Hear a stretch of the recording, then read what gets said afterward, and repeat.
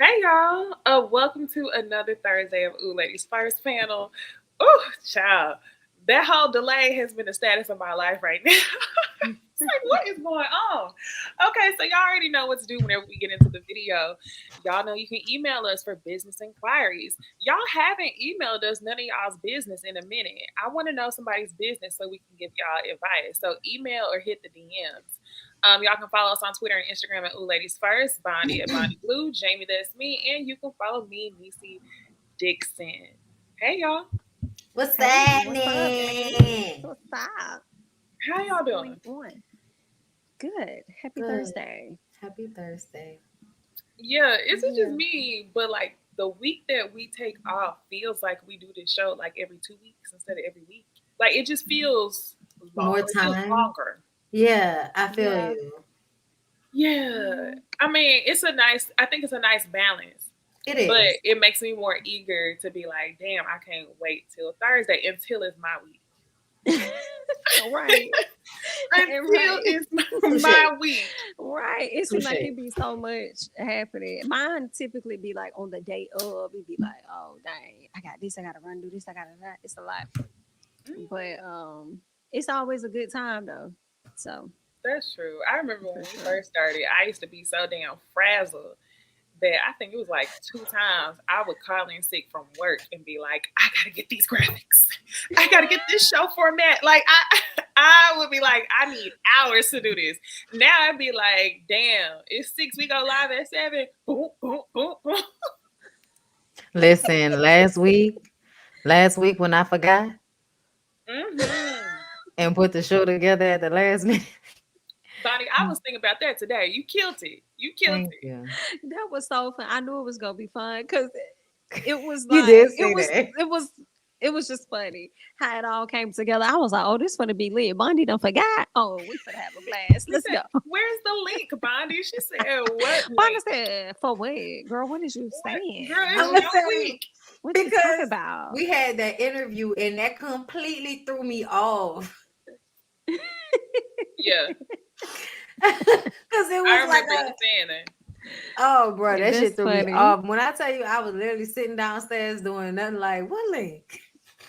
Mm, like, like it look, my life be life sometimes, don't it? Bruh. Don't it? don't it? It's like, are y'all sure retrograde ended on Sunday? Because Mm-mm. Nah, nah, hard no. she With a is W. still here twirling. That's what it felt like to me, girl. When I tell you it is still like after the first, it was still like breaking connection. Like Alexa ain't been working all day. I've been trying to play Sade and the bitch won't let Sade play for nothing. So Lord. yeah, it's still issues with the Mercury in the retrogrades. Yeah, for sure. She's still Yeah, around my here. Canva hasn't been working either.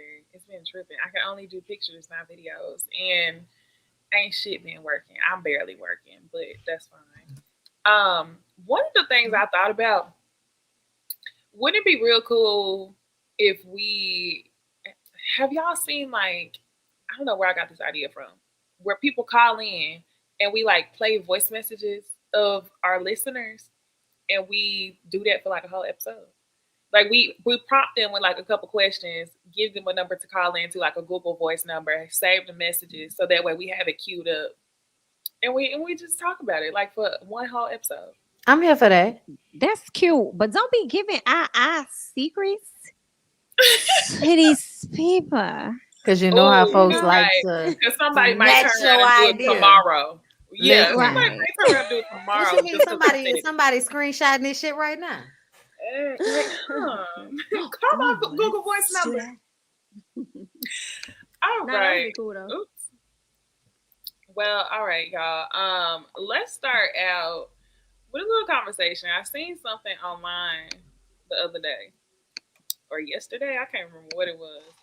And everybody been talking about low vibrational. Mm. Hmm. Hold on. I will not. No, I don't do Let it, me baby. refresh this for y'all. But everybody's been talking about low vibrations. And I'm gonna add I've the been sound to wondering it where in a minute. it's been coming from. I've been seeing different memes. Yeah, it's been hella funny. It's been real funny. So I'm gonna play the video for y'all and then ask y'all what y'all think. Let me add sound to it. Vibrate Well, if you higher. want to load, we was just talking about Mercury, and here she go. Vibrate. You couldn't even pay me to do this. If they put this on my plate, I will not. No, I don't do what they do. I do what I do. I'm the visionary. I'm the leader. But she's I my would coach. never eat a plate that looked like this. You couldn't even pay me $1 million to do that to myself. Oh my God. And I deserve better than that. That's low vibration. And you took it. I would have been like, I'm playing like that. I tell you what I want. You don't tell me what I want. So my thought process is if you put it on my plate, but I don't have to eat it, I got the discipline. I won't even look at it and look that make you look bad. I'm a queen. Queen's plate from like if we used to have two plates, you put it together and say who's royalty, they would say this person. I agree. That's a good way. Did she agree with herself? This is serious stuff. She agree. Yeah, because there's a lot of people that just let people give them what they want them to have, and they accept it. And Storm is teaching me right now. Yeah. Whole Storm is teaching me don't accept what they put on your. They was all doing You just said some people Mm. let folks put stuff on their plate and give them what they want you to have. So that's what Stormy literally doing to you. She Ooh. putting stuff on your plate, giving to you what she wants you to have. I'm confused. That's not. It's pimp You talk. sound As I dumb. said. It's giving you're not even a leader yourself. What? It was giving cold. It was giving cold vibes to me. That's what Yes, Coach Stormy just taught me. yes, and But then what's the low vibrational? The mess that that was the on her plate? because the Yeah. plate was overpacked. But to me, when she said that comment about a queen, I was like, every time I can remember watching stuff about kings and queens, they have so much shit all over the table and all over the plate and big ass pieces of meat. And I'm like, I thought that the more food you had, the more wealthy you had, the more wealthy you were.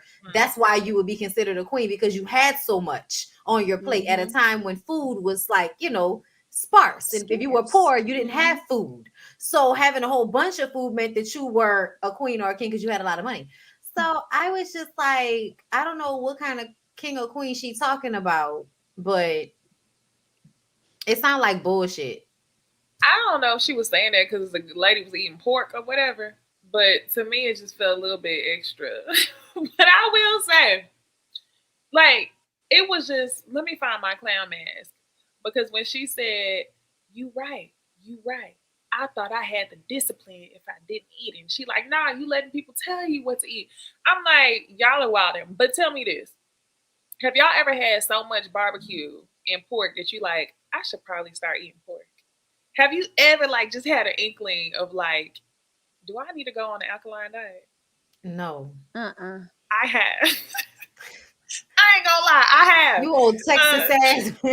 That's why. Because she from Texas. That's why. I would never. I mean, I don't think I would, but and that might be why. Like literally, I eat barbecue every damn week, almost to Yeah, the we don't point eat. to where, oh, that must be why. Like literally, my daddy is barbecuing rain, sleet, snow, like almost to the point where I'm like, damn, I'm tired of this taste. Like maybe I should stop eating pork. Like this is low vibrational. The video was clownish, but I ain't gonna lie, I have had thoughts like, I should stop eating this. I'm gonna tell you, I don't like to have a bad relationship with food. So I'm more of a, eat things in moderation. That's why I don't take anything out of my diet. Like if I want to eat regular bacon, bitch, I'm gonna eat regular bacon. If I'm gonna eat steak, I'm gonna eat a steak. I'm just not gonna eat the shit every day. But like down here, like now we eat seafood so much, and because seafood is not like socially considered bad until until Instagram wants to post some like ridiculous video of a crab throwing up all of the sea life he ate, like that's supposed to make us not want to cook the crab with all of the sea life inside of it and then eat all like anyway. I'm like that don't make us not want to eat it. But yeah, I feel like that's only because people be making everybody feel like you should be eating alkaline. Like she threw out there's a whole nother live she did where she threw out all of these buzzwords, like health buzzwords and shit. Alkaline, detox. What was the other one she said? I forgot. That's always a word they throw out there. But it was just a whole bunch of little buzzwords where you could tell she just knows what sounds good to people. So she just keep throwing those words at you with that confidence. And that's how she get people wrapped up in her bullshit. But if you eating too much barbecue, maybe you should step back a little bit. It's high cholesterol. It's high salt, in the pork, period. Yeah. Electrolytes. Thank you. It was electrolytes. She said electrolytes. I was like, bitch, you just saying words now. Oh, and did y'all see the video that somebody posted saying, like, it was another video of her talking to the same girl, and the girl was like, "Girl, worry about what's on your plate. Don't worry about what's on my plate." So at some point, the girl got tired of this conversation, Oh, she did. but they only caught a snippet of that because Stormy then tells her, "I am worried about you because your mama, you don't have a mama or motherfucking daddy. So I'm gonna be worrying about you." And then we find out somebody posted her mom passed away recently. And Stormy says to the girl, you know, That's giving cult. That's the pimp cult talk that you talking about. yep, Have you lost what? girl. That's Wasn't she supposed to be crazy. having a TV show? Coach Storm? She was on Yeah, Lifetime, and I don't Beyond know the what Pole. had. No, she had me on the Oh. pole, but there was another show that was supposed to happen on Lifetime, and that shit never happened. I'm gonna send y'all the clip that I'm talking I about. think Stormy often talks to hear herself. I think she just like to talk to hear herself. And she probably talked herself out the opportunity y'all talking about over there on Lifetime. I want her to understand that sometimes talking too much can be low vibrational within Mm. itself. Sometimes minding other folks' businesses can be low vibrational too. You feel what Mm. I'm saying? I say that just coming from a standpoint of being a YouTuber sometimes and discussing, what's going on with other people. Sometimes it's Girl, like, girl, that say it stuff be so again. draining. So it's Low like, yeah, that vibration. could be low vibrational as well. So you over here trying to dictate what's going on to somebody else sweeping around their door instead of sweeping around your own. That's low vibrational too. Like I don't like that you send up here trying to be a motivational speaker, trying to tell people it's cool when they do it. It's a problem when I do it. Fuck 'em. Like that's what it's given to me. Like that's all I hear. Girl, you could tell them what to do, but when you do it, it's fine. It's okay. No, ma'am. It's all low vibrational. I sent this to you in the DMs. Okay. The Yeah, video of her talking to the girl. I will pull it up and play it. We got a case here. We might as well expose the foolery. And then she said she Yes, gonna it's open up fun. a high vibration restaurant for y'all to come to. I Mm, said, all right, I girl. need to know where she came from. It's like she came out of nowhere. Florida. She got all this fame. I'm contract. talking about like status. Like she came out of nowhere. TLC Then products.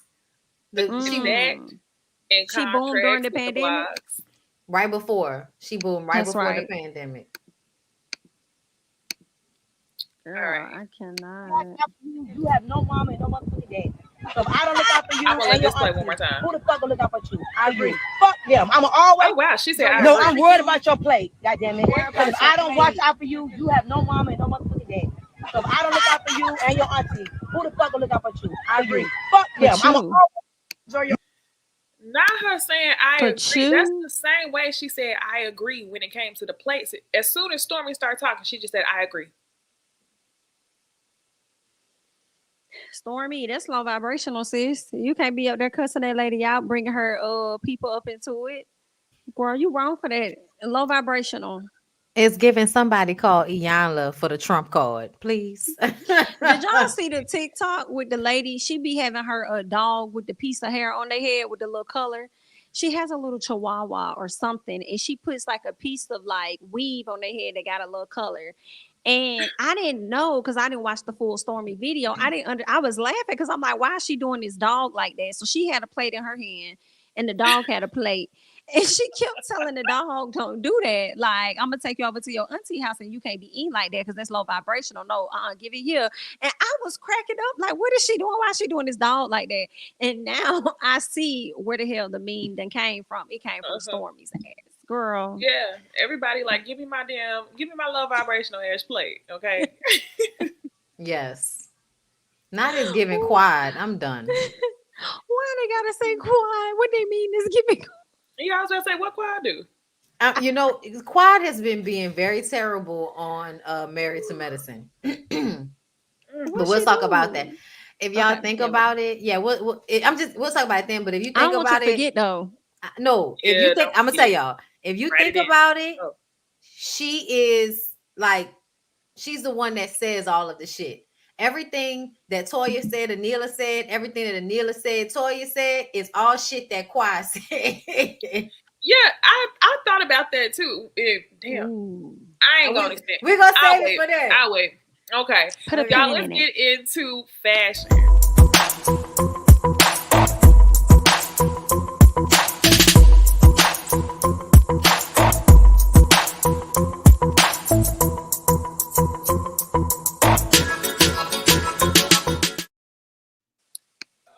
All right. So the other day it was the BET Hip Hop Awards, um, and these are some of the looks. So we can also talk about some of the highlights of the BET Hip Hop Awards.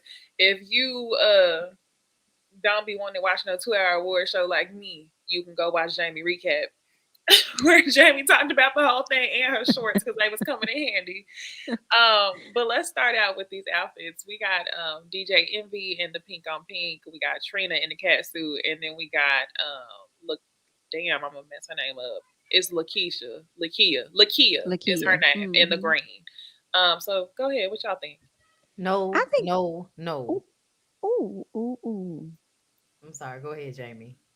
I was gonna say, I think Lakia looks very cute, actually. We don't see a lot about her. I mean, we don't see her a lot. You know, she very low key for the most part. It seems like, even though she on that new show, Impact ATL. But I actually like her outfit. I think it was cute. It covers up enough of her body. She ain't giving, Summer Walker, like she did at the BET Awards. But I thought she looked cute for what it was giving. Love the hair. Looks nice. Trina, I kind of expected more. This is typical basicness that you would give us, like you were getting the Icon Award. So, I mean, if you would have came with a big old fancy dress or something, I would have liked it more. This right here, I don't like it. I don't like the hair. I mean, I mean, I would appreciate a little bit of baby hair on this. I don't like the hair here. I don't like nothing. I don't like nothing. It's like, and it's no disrespect to Trina at all, but I was wondering honestly if she was pregnant. Did I say let me mind my business and I put that on her if she's not? You know what I'm saying? But I will say Remember they that said this that at the body. verses. They said that at the verses too. Remember? Oh yeah, they did. They did. I'll just say that this I don't necessarily think is flattering to her figure. So I wish she would have tried something else. DJ Envy looks basic. I feel like he looks simple. I'm cringing as I say he kind of looks nice in comparison, I'm sure, to some of the other guys. I mean, it's pink, he's pink, Pink Panther. Okay. I can feel Okay. DJ. He I'll look pick the nice. I'll I'll pick it up where she left off with DJ Envy. I think that when we look at these pictures in 10 years, we'll be like, that was terrible. That was tacky. It's terrible. It's tacky. I think it's tacky now. I just think that somebody told him it looked good. It's too loud, especially up against his skin tone. I know because he's a man, y'all don't think about those things, but it's too pink for the yellow in his skin tone. It's not working for me at all. Trina looks like she can't breathe. Trina, all I can see is ground like cougar, like cat, like your cat, like you looking like a cat, just old cat. And I don't know why you did this because you're so beautiful. Like her face is stunning to me. She could have done better. And this pretty young lady on the end, she's giving face and good hair, but her outfit is giving cheap poison ivy Halloween costume to me. You know, you said poison ivy. I was thinking, oh my gosh, I was sitting here like, damn, this dude look like a Halloween costume. But I was thinking more Tinkerbell because she looks cute. I Tinkerbell will work. Tinkerbell will work. Yeah, Tinkerbell. When I saw her, it was giving first off, bitch, mind your business. I was like, okay, you look like your song. She looks good. Um, I like the bust down middle part. She look good.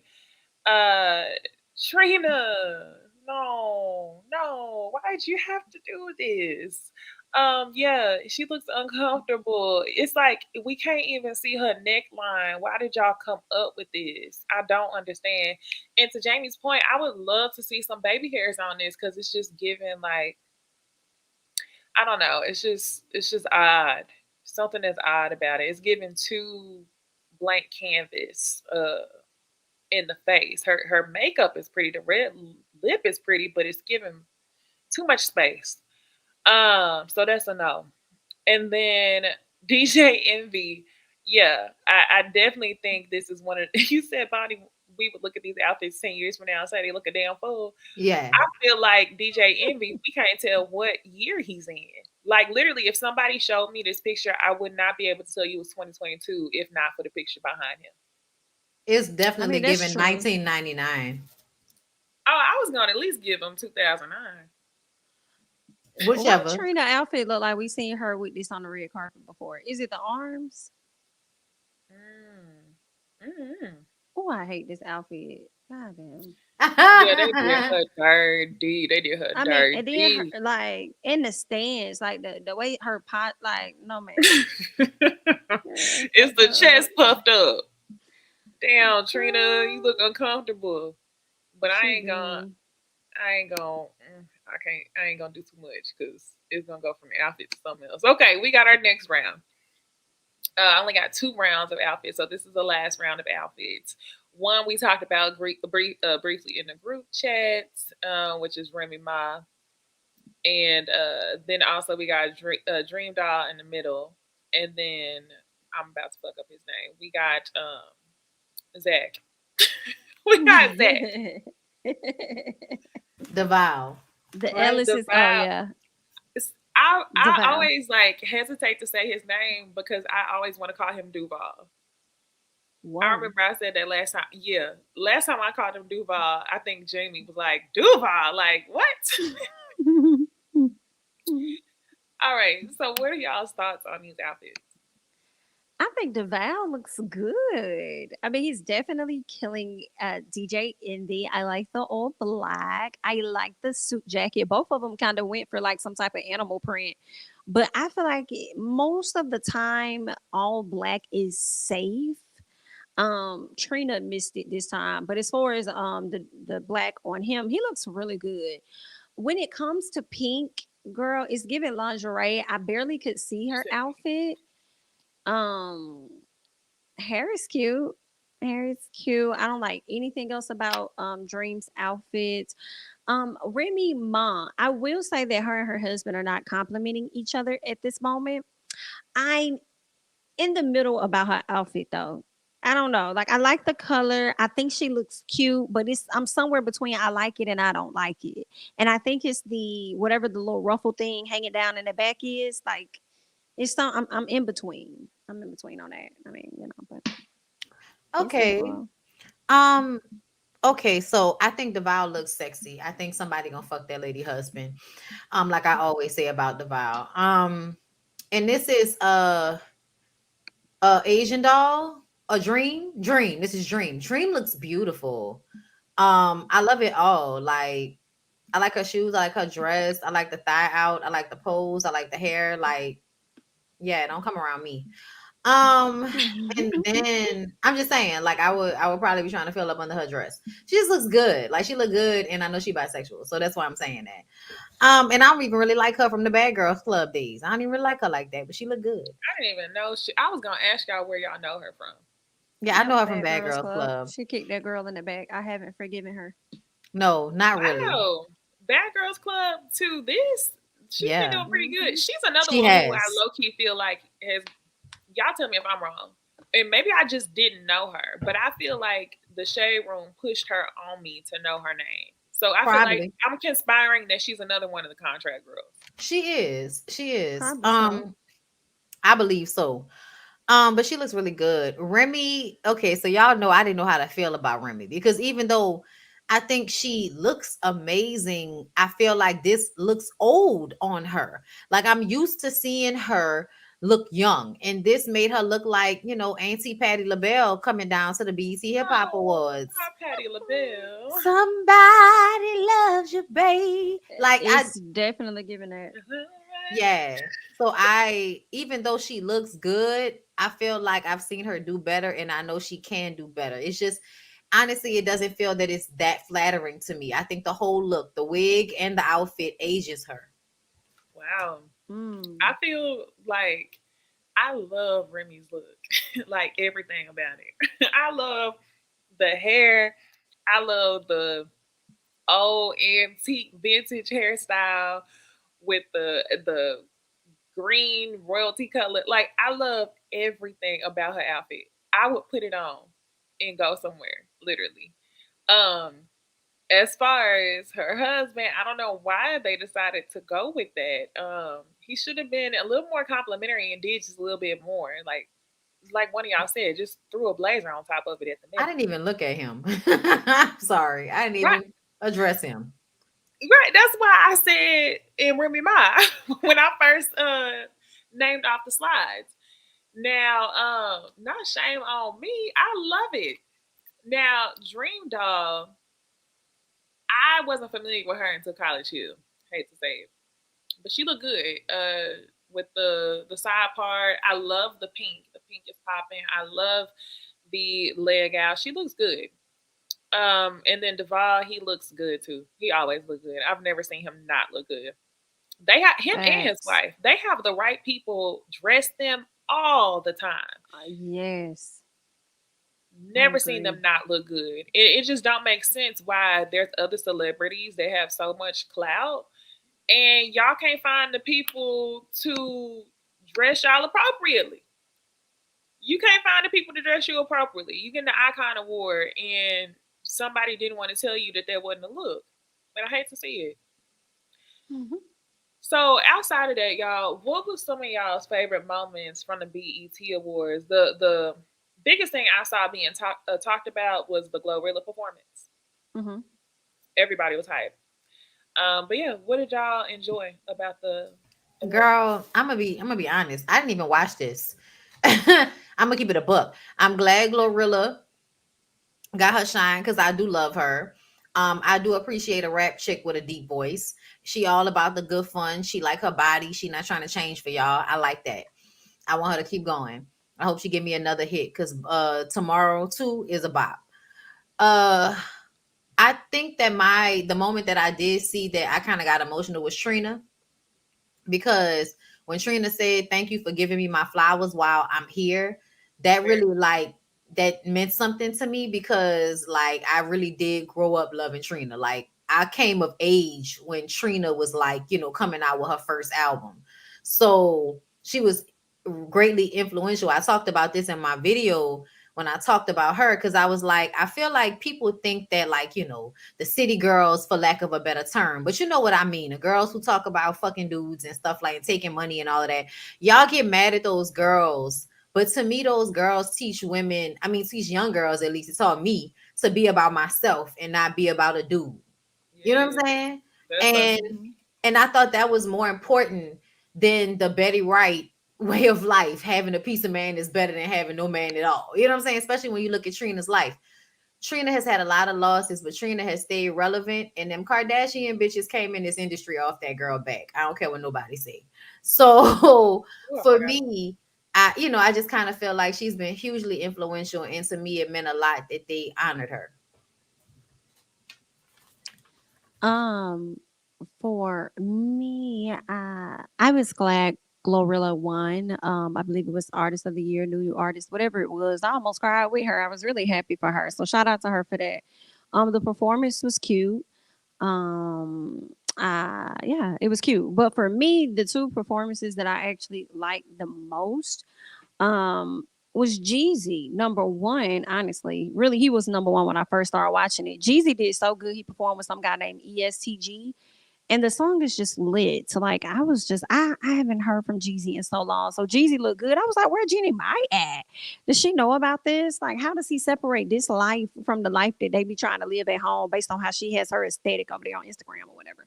But anyway, saw Hood Jeezy come out. Love, love, love that performance to the ground. And Joey Badass snapped. He did a really good job. And my favorite part of his performance was at the very end when he called out all these people that say they real gangsters, real rappers, or whatever. But then y'all be out here trying to get these art, y'all be out here rapping or whatever, getting these kids to kill each other or whatever like that. He was talking about the things that they say in their raps and stuff. But what I also liked about the BET Hip Hop Awards was that for the first time to me, this looked like an actual award show. I feel like everything else has been lackluster. So I think that P. Diddy gave a ton of money to the Hip Hop Awards this year, especially since he was honored earlier this year at the BET Awards. I think he gave a lot of money because I'm like, You this call it show the looks. Revolve Fest. Yeah, it's called. Yeah, it's not the BET Hip Hop Awards. It's Revolt. Revolt Hip Hop Revolt. Awards, because we've never had a tie ever, and they chose to give Carisha an award along with his other company, his other podcast or whatever, Drink Champs. They both on Revolt. I'm so So I glad you said, brought that up. like, what? And then his son performing, and he ain't even like, to me, a real artist, because he always just kind of like remixes what his dad has done. I feel So like a I'm parody. like, what the hell is going on? Like, when he was giving out millions of dollars to HBCUs, he also gave some to BET, because this was Diddy's award show. He just wasn't there. It did give that, and it was annoying to me. I said it earlier that I felt like it was some bullshit that Carisha got that award because there are so many other podcasts like 85 South and Lip Service and just a lot of other popular podcasts that have been getting their shine on. So Carisha tying with Drink Champs is absolutely a, Diddy my man, and so he gonna put me on type of situation because that doesn't even make any fucking sense. She only has 6 or 7 episodes of that show. She shouldn't be getting any awards yet.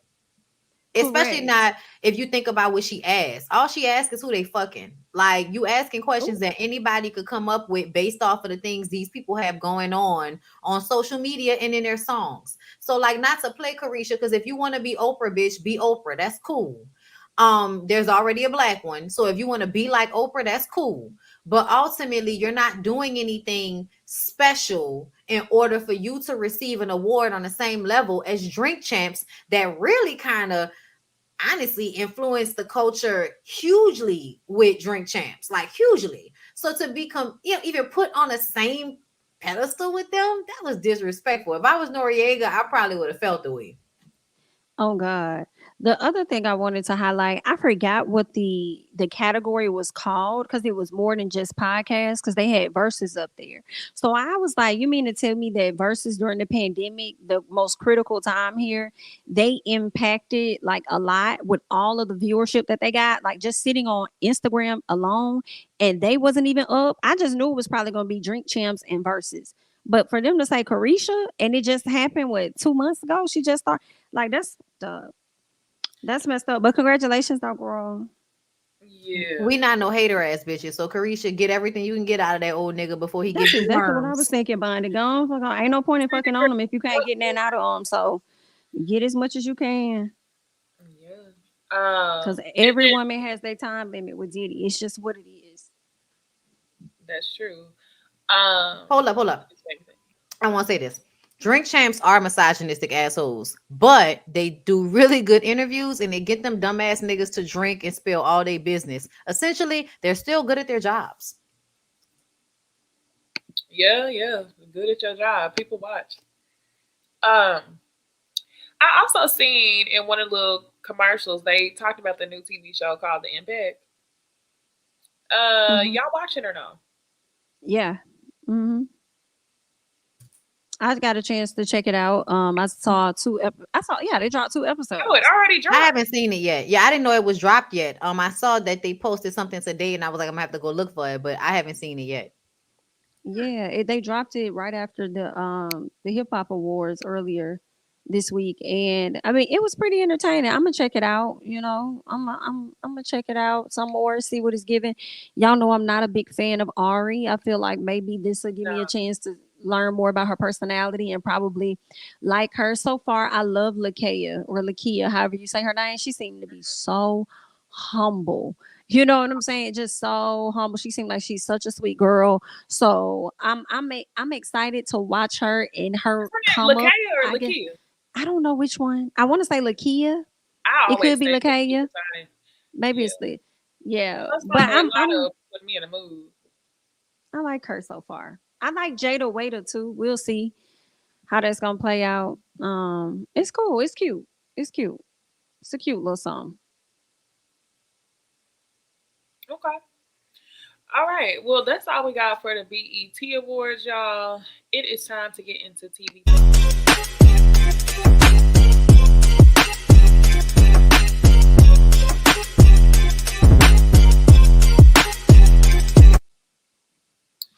All right. Murder Medicine, y'all. Or Medicine One. Not Murray. Ever since they did Love and Marriage DC, I can't say like merge. It's merge. Because when I heard them people on Love and Marriage DC and they said merge, I can't merge to medicine. So that's what I always gotta say. This was a pretty lightweight episode. It was given filler, and they want to get us, ready for this potential fallout between Anila and Toya. So a couple things happen in this episode. We see Contessa in this competition.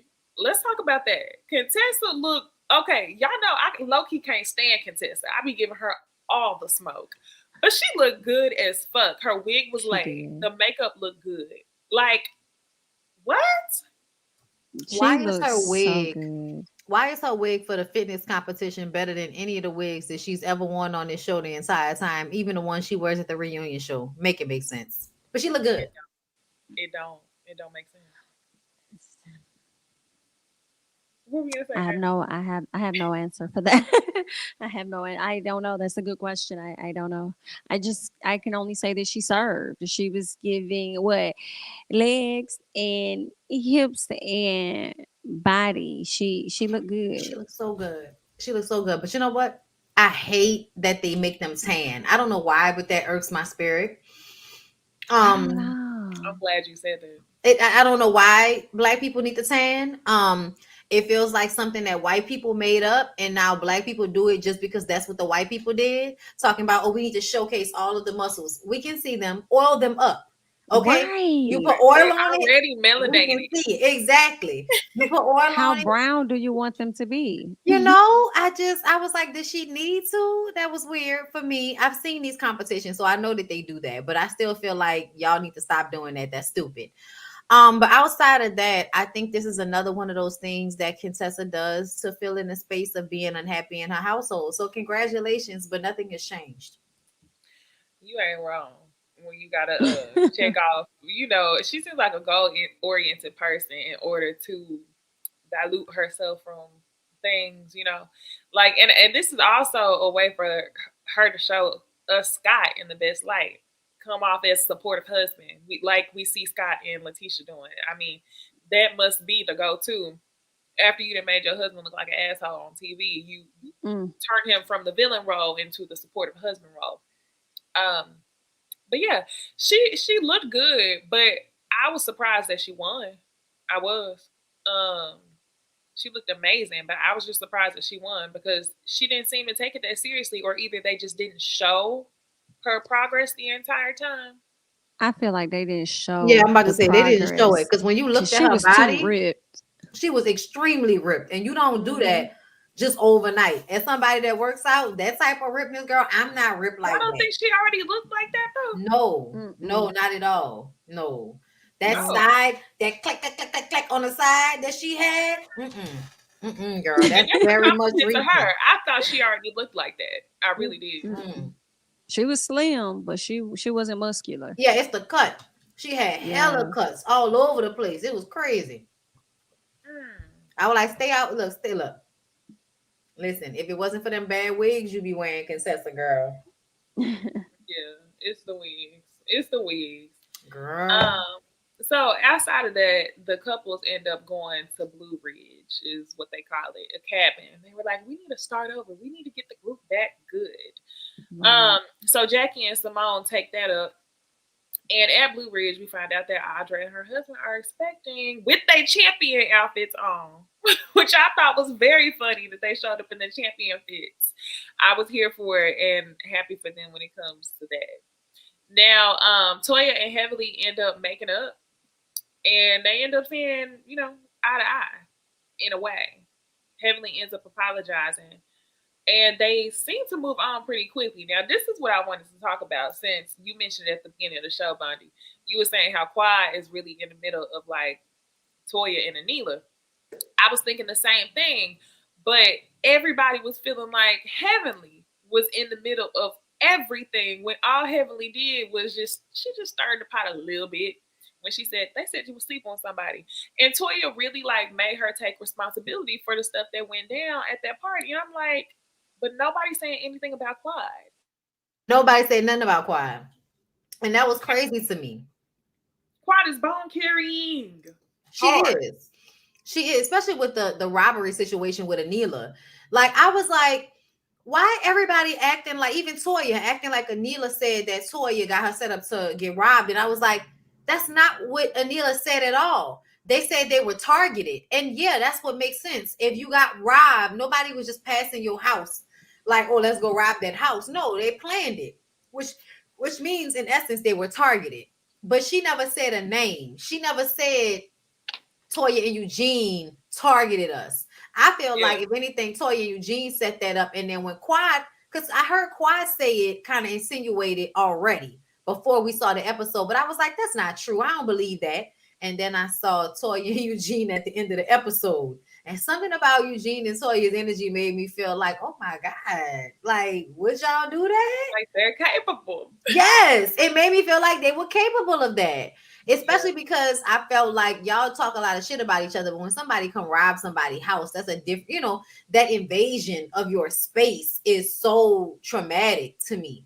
Like honestly, I've only had somebody like steal my fucking cell phone, and that shit had me sick for like 2 days, like a Yeah. long time ago. So, somebody coming in my house, I wouldn't even feel safe. I wouldn't even feel like my locked doors were enough, my kids, all of that type of shit. So I just kind of feel like their reaction was so cold. It made me feel like, damn, is it a possibility? But I never heard Anila say that shit.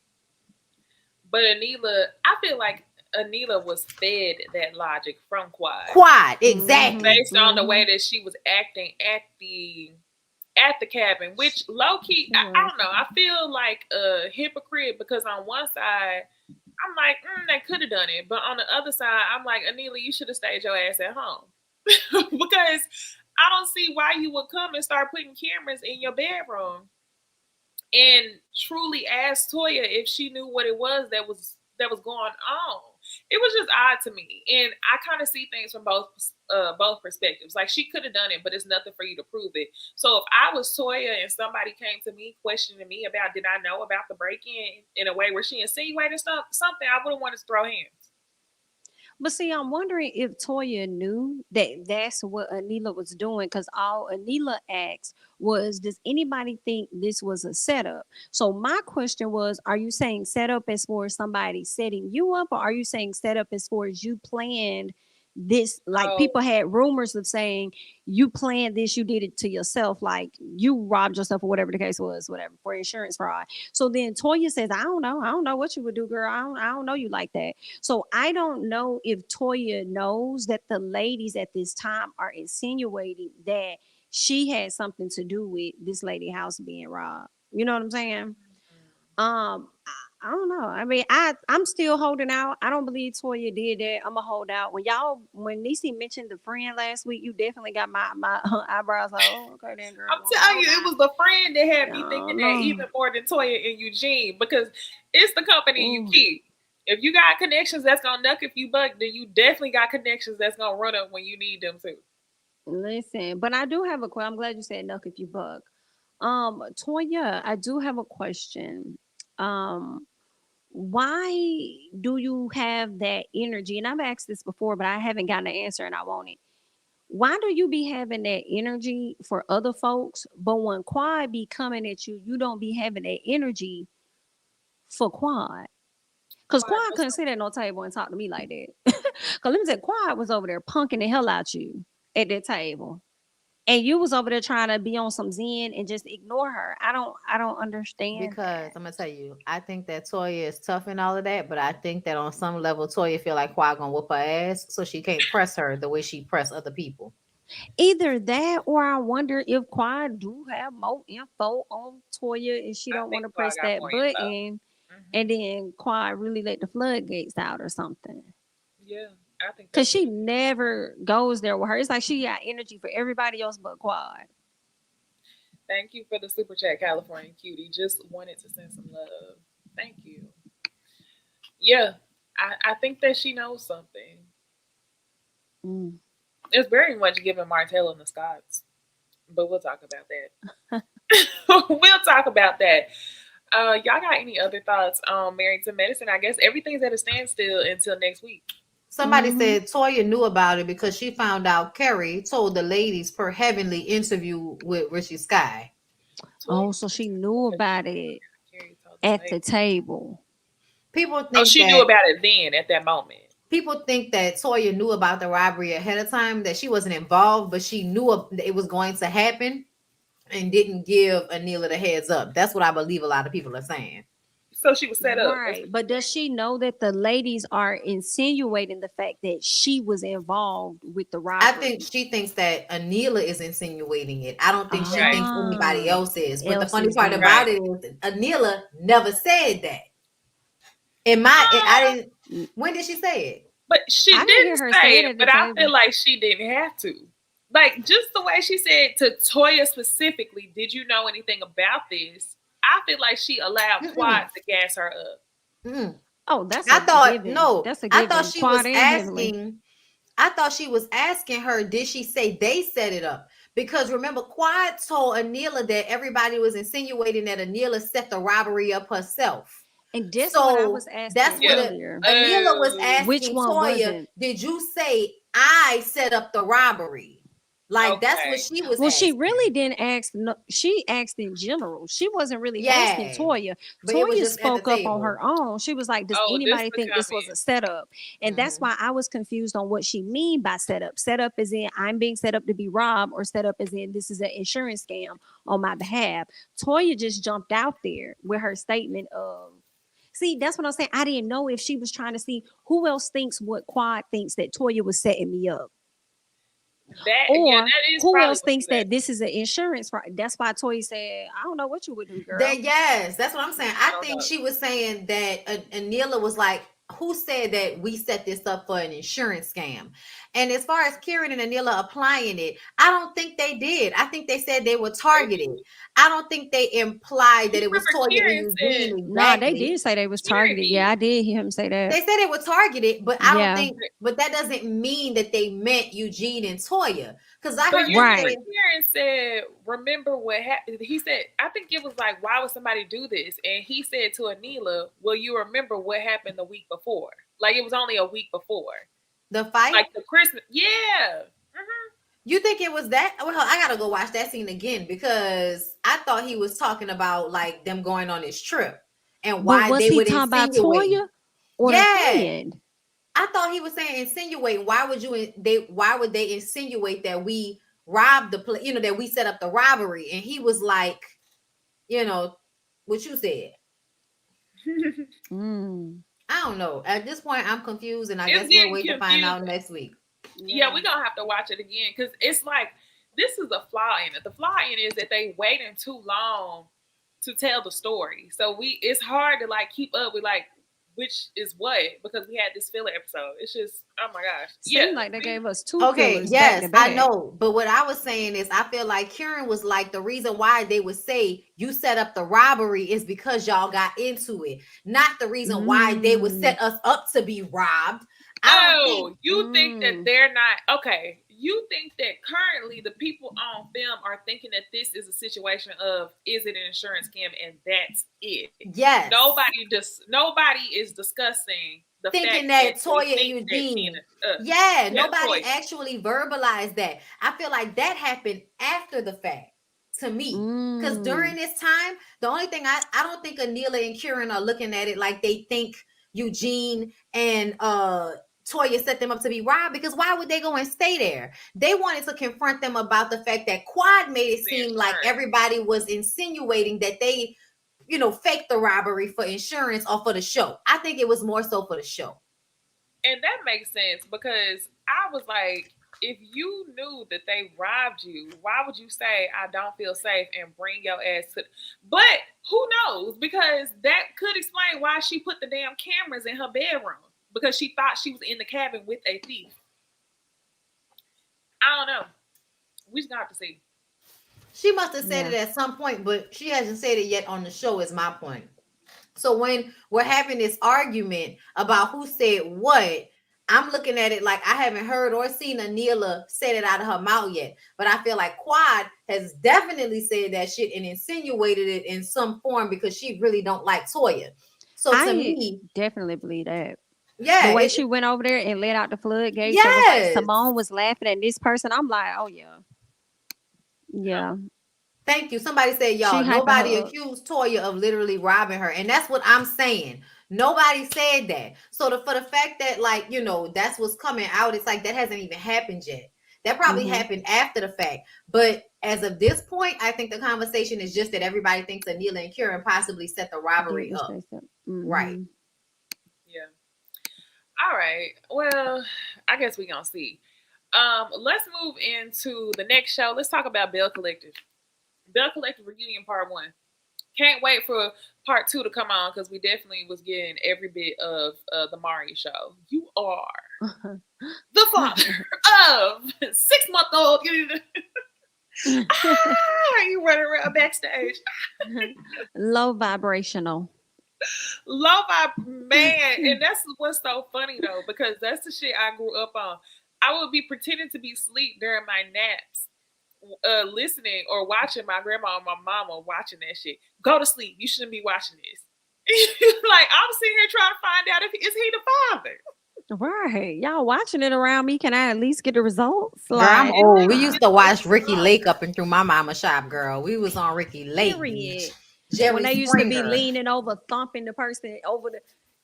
Okay, let me get to her. That and see, that's the other thing, Bondi. A lot of people don't know that's where the fights really started Mhm. on the Ricky Lake show at 9 a.m. in the Yes. morning. Okay, Yes. if you want to get your day started, Hilarious. watch Ricky, and you'll see the people thumping Ricky used to be all the way behind. She used to be all the way on the stand somewhere, and it would be so in the very back, in the very back, So is being that what you messy think is as going on? hell.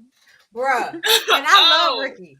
I love you Ricky Lake. talking about her being way in the audience and not on the stage? Yes. Yes, yes, She not in on the the very stage. back. She all the way in the back amongst the audience members with her arms crossed, asking messy Starting ass shit. questions. I used to love it. I need I to used buy to some love it. YouTube repeats of Oh, Ricky Lake, somebody just child. said Montel.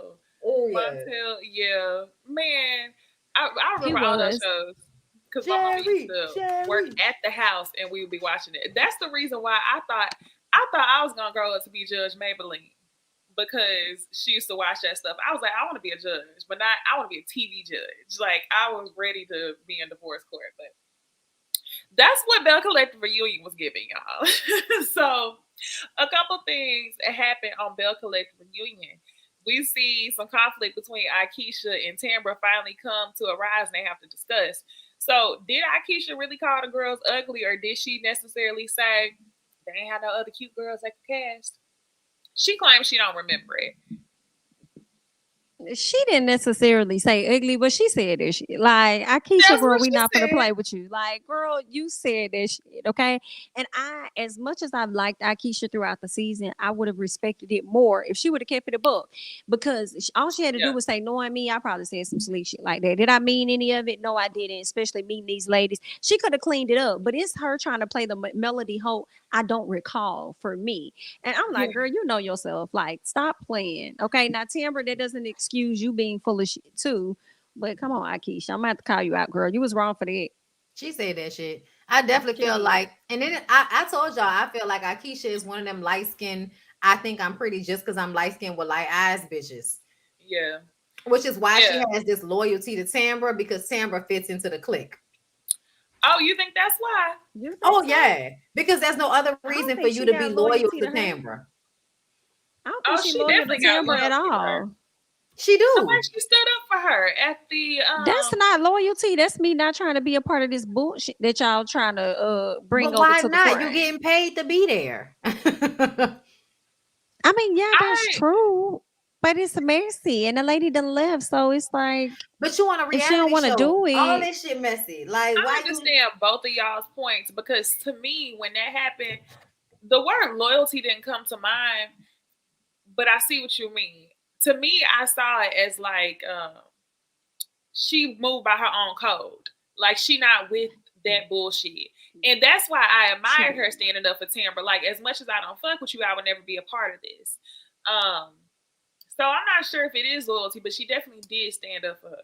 Yeah, I mean, I feel listen. like she got that with Tisha too. I think when you said she moved by her own code, I think that's Oh yeah, don't a get cheated fact. on. It's because Yes. she's a football wife. So That's the, I can't be here with the side chick shit. That's the loyalty The there. sunbeams. But Yeah. she still, I feel like on some level, she still was showing loyalty to Tambra, even outside of that. And I really, because Tambra was like trying to keep you out the fucking group text. She didn't want you on the Right. She didn't show want you on the show. Correct. at Correct. Correct. all. Correct. Correct. Correct. So Yeah. to me, for you to even still fuck with her on any level after finding out she was trying to stop you from getting a bag, then I feel like it's because y'all have just that basic level light skinned pretty girl camaraderie. And as much as Mhm. she'll pretend to be cool with these other women, I feel like essentially she is colorist and byproduct of the environment I she feel grew up like in. I don't think she fucked with Tambra though, because she made a post about Tambra at a later time, more recent since the show had been on, telling Tambra like, I don't know you like that girl, and then she said, but what we I don't do know you know like is that. that I was too classy to bust your ass on national television. Somebody just put she knew Tambra longer. She She just said did, she she did. did, she No, I did, know, but she. but Mhm, my point is that I feel like at the end of the day, you don't know any of these just like that. Tambra don't want you on the show. And now you're talking mhm, about you ain't even know her like that. But all of the other women on the show, i.e. Latrice and Letitia, was fighting for you to be on the show, but you was looking for a reason to call Letitia one of the hood girls from Appalachia or whatever. So Yeah, that's true. understand what I mean. Like, it's not like every decision she makes is based off of the person's skin tone. But initially, mhm, I absolutely feel like she sat on the phone and talked that shit about these women because they didn't look They're like both her. risky. Yeah, they didn't fit Yeah. into this mold. Now, upon knowing them and seeing how Tamara roll, yeah, we'll move differently from there. But I definitely feel like, especially the way she would talk about her family and all of that, being from Mississippi, mhm, y'all know how these girls think of themselves. Like they think they're pretty just because they light skin with light eyes. Well, let's not even forget to add the fact that she is adopted by her aunts and mhm. somebody else. So she could be the only light skinned person. No, I don't know what her family looked like, but they may have put instilled that pride in her because her parents weren't around. And You know, Mississippi. Just Mm. straight up yeah, Mississippi. Like you light with they light may have. eyes. And then think about her life. Like you went and married the football player. You moved out of Jackson, Mississippi, and now you coming back to save it. It's absolutely given classism on some level that's attached to my light brightness. That's all. That's all. That's all. I wouldn't be surprised at all. I wouldn't be surprised at all. The way she moved kind of gives that, but I wouldn't be surprised. So I ain't gonna disagree. Outside of that, y'all, we kind of talked about Tamara not wanting Akeisha to be on the show, but another Mhm. thing, hold on, y'all want to talk about Marie Knows or no? Not Uh, really. It looks bad. It's not right. But it's okay. If she wanted to I do that to love, herself and call us haters because we feel like she looked like she can't breathe and it was unnecessary because wasn't nothing wrong with her nose. like, I Like love Y'all this a is the crazy. black original nose nose. on this picture. This is the original nose on the picture that we're looking at. There's nothing wrong with her nose. It's not a cauliflower nose. It's not wild and all on the Nothing outside. wrong. It fits her face. There was no need for that. I love a black nose, and it just looks even more weird to me. Like, Mhm. my thing is, if you gonna go touch your nose, go to somebody who can give you a black nose when you walk away with it. And somebody Mhm. Patty gonna be here and LaBelle. say, "All black people don't look the same," but you know Patty what I'm saying. LaBelle. She got her nose on. Patty LaBelle absolutely got her nose done, Oh, and I it was a never knew good one. that. I Go did look not at know old that. pictures. Go look at old pictures. That was Patty LaBelle Wow, has one of the best nose jobs on a black woman I've ever seen. I Mm. did not know she had her nose Me done. But that's neither. who they need to go. That's who. Yeah, let me not talk about the Jacksons anyway. Um, yeah, she she should have. I mean, that's around the same time y'all had, whatever. Yeah, I just wish that people would go to black doctors for their noses because it looks weird to me when you have black facial features, you have wide face, high cheekbones, like everything on you is more pronounced, and then you got this little bitty butt nose. It looks weird. But beside that, okay, her and Latrice finally barely make amends because Carlos doesn't want to hear them argue into the next season. And I wish he didn't have so much influence on that. I wish he just let the girls argue. Shit, I don't care. But that's what they're gonna do regardless, because it didn't really seem like they wanted to be cool, and they both seem to be very close to Latrice. So, I mean, y'all have any thoughts on them fake shaking hands and making Mm-mm. up, or not at all? They haven't made up. That was just for the show. I'm Marie about to already say went it. off on Latrice on social media. And said she gonna go on her shit the next time she do something else. So yeah. Yeah, I feel like what we feel about Marie is what we is correct. I feel like Marie is jealous of Latrice. Honestly, like I'm gonna just keep it a buck. You never really had a reason to dislike that lady, and you always have, and it feels like it's coming from a place of jealousy. And now you Yeah, see that it's profitable for you to do on this show, so Mm. you're gonna keep her in somewhat of an adversarial position in case the show gets boring. You can tap into an argument with Latrice. So yeah. I'm tired of it. And I was even more so tired of Letitia. What's her? Latrice? No, Letitia. Mm-hmm. Mm-hmm. Letitia, uh, feeling like I don't know, something's off to me. It's like they have these conversations about Letitia being the nucleus of the group, but I don't really get that vibe. I mean, it's like she gets along with everybody, but to go as Mm-hmm. far as to say that she was best friends with Marie and Latrice to me was just like weird. The way she was crying, like I really want y'all to be cool. That to me was weird because I'm like I didn't know you was that close with both of them to be moved so much. But I also know that Latrice loves to be center of the group. That's why she keeps trying to act like she created this table for Akeisha to sit at. So I think that the only reason, ooh, the only reason why Latrice puts Letitia puts up with Marie is because she's benefiting something from their relationship, and that's because you want to be the only one who can tame the beast. Mm. And low key, I got that same personality trait from Cynthia Bailey from Real Housewives of Atlanta. Cynthia gained something from being friends with Nene the same way because you wanted to be the only one who felt like they could tame the beast. So that to me just didn't make sense. I had to get that off my chest. I'm a copy of that. To me, Uh-huh. it feels like Letitia, her relationship with Marie is not much different than her relationship with Glenn.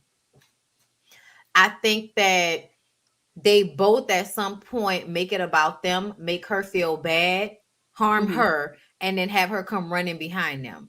I don't know why it seems that way, but there are a lot of parallels, and I feel like that's more so about Letitia. Letitia needs to go to therapy by herself outside of Glendale so she can figure out why she's such a people pleaser and why she chooses to play this kind of assistant or sidekick shit when you really want to be in the middle. You really want to be that girl. So why do you take these friendships and relationships with people that kind of put you in a secondary position?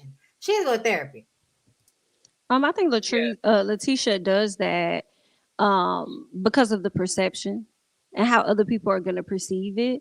I think that's when Necey said that she gets the benefit out of being friends with Marie.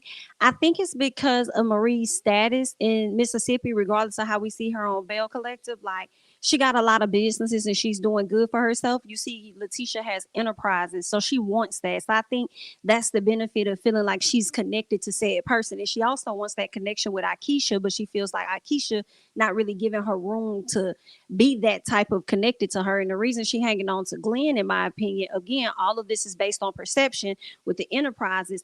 I'm the person that everybody knows type thing. When it comes to her husband, I feel like the reason she continues to deal with him is the perception of I've been with my husband since we were in high school, da da da da da, and we high school sweethearts type of. It's all about the perception type As stuff, of this week, So we know that's that what I ain't the way think. to go.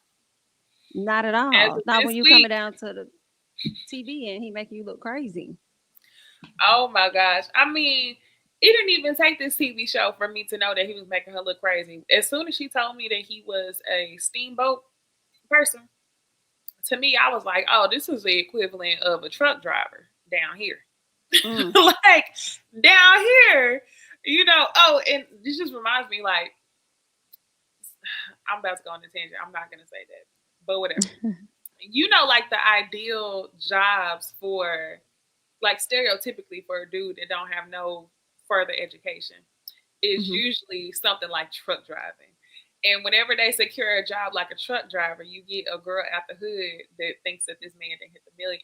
He damn near a doctor in her eyes, right? Damn Right. near a doctor in her eyes. And whenever she introduced him as that, I was like, oh, he on the road? I know exactly what it is. Then when he pulled up in that Dodge, I was like, with the blacked out windows? Fuck, boy. I knew it. I just knew it. They're like, what For you trying to sure. do? I'm trying to get my CDL. I'm trying to Right. get my CDL. That's exactly what they be trying to do. You don't want to go to school? What you gonna do? Right. Be on the CDL. road. And they be killing me. I got a cousin. He got 5 kids, and he got his CDL. He take care of all of them. They think he's a doctor. Okay. But all right, the last thing that we end up seeing them get into is this baby situation. We talked about Mari for a little bit. One of the things where I just wanted to dust Letitia's clown mask off and just hand it to her through the TV screen was whenever Carlos asked her, "Would you be willing to accept the baby?" She said, you know, knowing that I've accepted the affair, I would have to then accept the baby." And I wanted your insight on this only because during the show, it was Letitia's own mama who said, Bonnie said he worked offshore. If that's really her, I can't tell. Anyway, the own mama said you having the affair was a misdemeanor. Having the baby was a federal offense. So now that Letitia is able to just combine this into one thing, did you think that that was interesting? The I don't know. I mean, because I feel like I was still trying to wrap my head around honestly when she talked about the misdemeanor versus the felony. But at No, the end of the day, say what? you were trying to wrap your head around that. Yeah, I'm like, okay, misdemeanor felt like they both wrong, so I'm confused on what's the misdemeanor versus the felony. Like they both foul as hell. You trying to make it seem like one is lesser than the other, but they all equate to the same type of disrespect and the same lack of trust at the end of the day. And in all honesty, Tisha been accepted that baby. Like she been accepted it. Like so for him to ask her that question, what's gonna happen with your marriage? Ain't that gonna happen to it? They're gonna figure out a way to monopolize off of it. Okay, they're gonna figure out a way to monetize off of it. Like that's just what it is. Like no, she's not gonna leave that man. They're gonna be right where they been. She's been accepted that baby just like she been accepted that affair. So I mean, and then she said it was more so the things that he did afterwards. It was the stuff he did afterwards. I'm like, the stuff he did afterwards is the same shit he was doing before. So what are we? You're stuck. You're here, and you want to be there. So Girl, listen, congratulations. I'm gonna tell you what I think it is. I think Glenn got good dick. Oh, you always say that. I do. I'm gonna You tell do. you. I'm so sorry. I'm gonna keep it a buck. He ugly. He dressed nice. He smelled good. He got an Wait, did you offshore call him job. medium ugly? Or He no, definitely you did say he was ugly. Me and he Jamie is. said he wasn't ugly. Yeah, no, he's Yeah, ugly. He's I don't think he no. ugly. I know you don't think he ugly, but you don't think he ugly because he attractive because of how you view him. Like if you look at his face, he's He ugly. hood cute. But that's why you think he's cute because he's Yeah. hood. And that's what I'm saying. But that works for him because you in your mind, as soon as you look at him, you like, yeah, his face ain't all that, but he got nice teeth, he got a nice I think car. yeah, I was about to say the teeth. It's Yeah, the teeth it's It's and the the yeah, teeth. it's melanin. mm-hmm, It's always a teeth. mm-hmm. It's always a teeth. I know what y'all looking at. I see. Teeth will And change with that, everything. listen, and what it boils down to is smile at me while you're fucking me. Is what it boils down to. So for me, I feel like for Tisha feel like that dick too good to let go. Mr. So she's Cosby. okay with sharing it. She's okay with sharing it because it's too good to let go. Oh That's fuck how no, girl. Tisha No, I feels. don't. So Jamie, hi, no, hi. Now wait a minute. Too That's L. Stay Necey at who the thinks front. that Boosie's cute. No, I Thank don't. you I because I'm don't a think little he confused is. just because I think Glenn is cute. They automatically equates to Boosie. Like, no, ma'am, you're not gonna get me. He do have a bald Absolutely head. not. You said You fuck wrong for no. that, girl. He look like he No, smell like ma'am. real expensive cologne, and he work offshore. but that's only because he stopped selling drugs like 10 years ago. I So Right. he mean, could if get a Boosie good got a job. different grill, he might be cute, but I'm not saying. Do Oh, Boosie got his teeth done? I don't see it. oh yeah, no. Boosie, not only do he keep a grill, but those teeth are done. Those teeth are done. Like, Oh, then it's and then he's done. I mean, it's not. It yeah, hasn't no. changed. Boosie always Still gonna unattractive. smell like a little bit of feet, real good cologne, Dove soap, and some cigars. Dove soap. That's You Cigarillos. too ain't many lying. smells for me. I'm surprised you didn't say no Irish Springs. That's what the hood niggas love. Nah, but he a hood nigga that's gonna use Dove because he got money. If you from Louisiana, you know only poor people use gas station soap, and Dove is an expensive soap in Louisiana. I Mm, know, girl. I know. that's a trip, y'all. I can't. All right. So tomorrow on Friday, we're gonna find out is he the father of the however old baby. He So the pappy. He you the think so? pappy. She You already think said she so? gonna forgive him because she already forgave him for cheating, which sounds stupid as fuck. I Like wouldn't be surprised. children are more responsibility. He could cheat and we can move past it because he just cheated. That's done. But when you have a baby, that's a forever thing. So if she already forgave him for cheating, that means she already know that's that man's child. And then I think back to the way he explained it to the homeboys. Y'all remember? And he was like, everybody got a nose like that. Nah, nigga, that's your kid. Oh yeah, that Mm, part was weird. That part was weird. It was he like did say that. That was stupid. everybody I don't have don't nose know. like that. I feel like it could go either way. I think Bondi has a point, and I also feel like sh- she probably know that it ain't his, which is why she felt comfortable bringing this type of storyline to the show. He may embarrass me for a little bit, but not completely because it ain't gonna be his child. So we are gonna see on Friday what's it really giving. And Y'all let if me. it's not his, what are all of these tears for that Tisha crying? Because Oh, she's you gonna think do a it's about lot of her? Oh, crying at the reunion. and you noticed that he was smiling when they were talking about how them women be all in his DMs, but as soon as they started He to give y'all the was. results, it was straight face. Yeah, he was so ignorant, talking about a size H, like as if Tisha breast aren't big, like just As ignorant. if porn isn't free and you could find bitches with big ass titties that crush them with cans. Like, Yeah, what that are was you talking disgusting. about? He said a Tisha whole ain't going H nowhere. cup. And Tisha I looked used like to be she a got a big G. cup. I'm about to say I used to be a G. So I know a Mm. H ain't that big now. Yeah, I was a G. Yeah, I was a 34 G. Oh, really. I oh, can't. I can't even imagine it. Now that I've me lost weight, Like neither. I on am you. now now I'm back into a 32 or 34D. But before I lost all of the weight, yeah, all my bras were And you lost. Hold on, I 32 gotta enter. G's, 30 So 34 G's. you lost all this doing Kiera Lachey's workout at Hmm. the house. Hmm. And how much is it again? It depends on which one you get, but the one with the challenges is I think like 50 a month. See, that be my problem being dedicated to work out at the house. I need be needing a trainer. I need to, it's my mental switch. But when you do Yeah. the challenges, you pay, back in the day before I started doing her super challenge, thing where you pay the $50 a month, you get access to all of the challenges. But back in the day, you would just pay $60 for the one challenge. So if you paid $60 for that one challenge, you're gonna finish that fucking challenge because you paid for it. Like that's how I was in my mind. Bitch, you paid for this shit, you're gonna finish it. Whether you late, whether you take a day or two off longer, whether it take you longer to finish it, bitch, you're gonna finish it. Mhm. Now I do them just to keep myself in good shape. Like, cause I know she's gonna push herself. So she gonna push me. So What's the that's music why. giving? What's the music? Because see, workout music is important to me. Do you watch my Instagram videos? I do. But I be thinking, is it your music that you put on there? Yeah. Is that your music? Sometimes the old stuff, yeah, but it's a whole bunch of Meg the Stallion. It's a whole bunch, like anything that's new that we listening to. It's a whole bunch of that. Get Because it I up, like a good Brent. trap. Get it up, I Brent. love a good Get it trap. up, Brent. Yeah, yeah. It's all of that. Like, and even in the in between. Look, people in the comments, the music be popping. Like if Okay, then. that's what she's known for because her workout is dance. So you gonna pop, you gonna twerk, you gonna do it. Y'all see how I be? I remember coming across her like a long time ago, and she had She the be dance having you. videos. She be having you all in a chair and shit, Yeah, doing all you this do. shit. Girl, I be like, I hate you. That shit hard as fuck though. Everybody think that all that swerving your body, you're just trying to be sexual. Yeah, big bitch, try it. Try it. It's hard. Oh.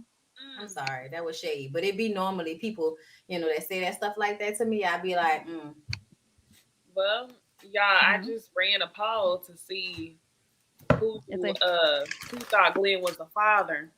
We got 77 votes. 85% of people said yes, Glenn is the father, and 14% said no. So I guess we'll find out tomorrow. he did that. He All done right. that.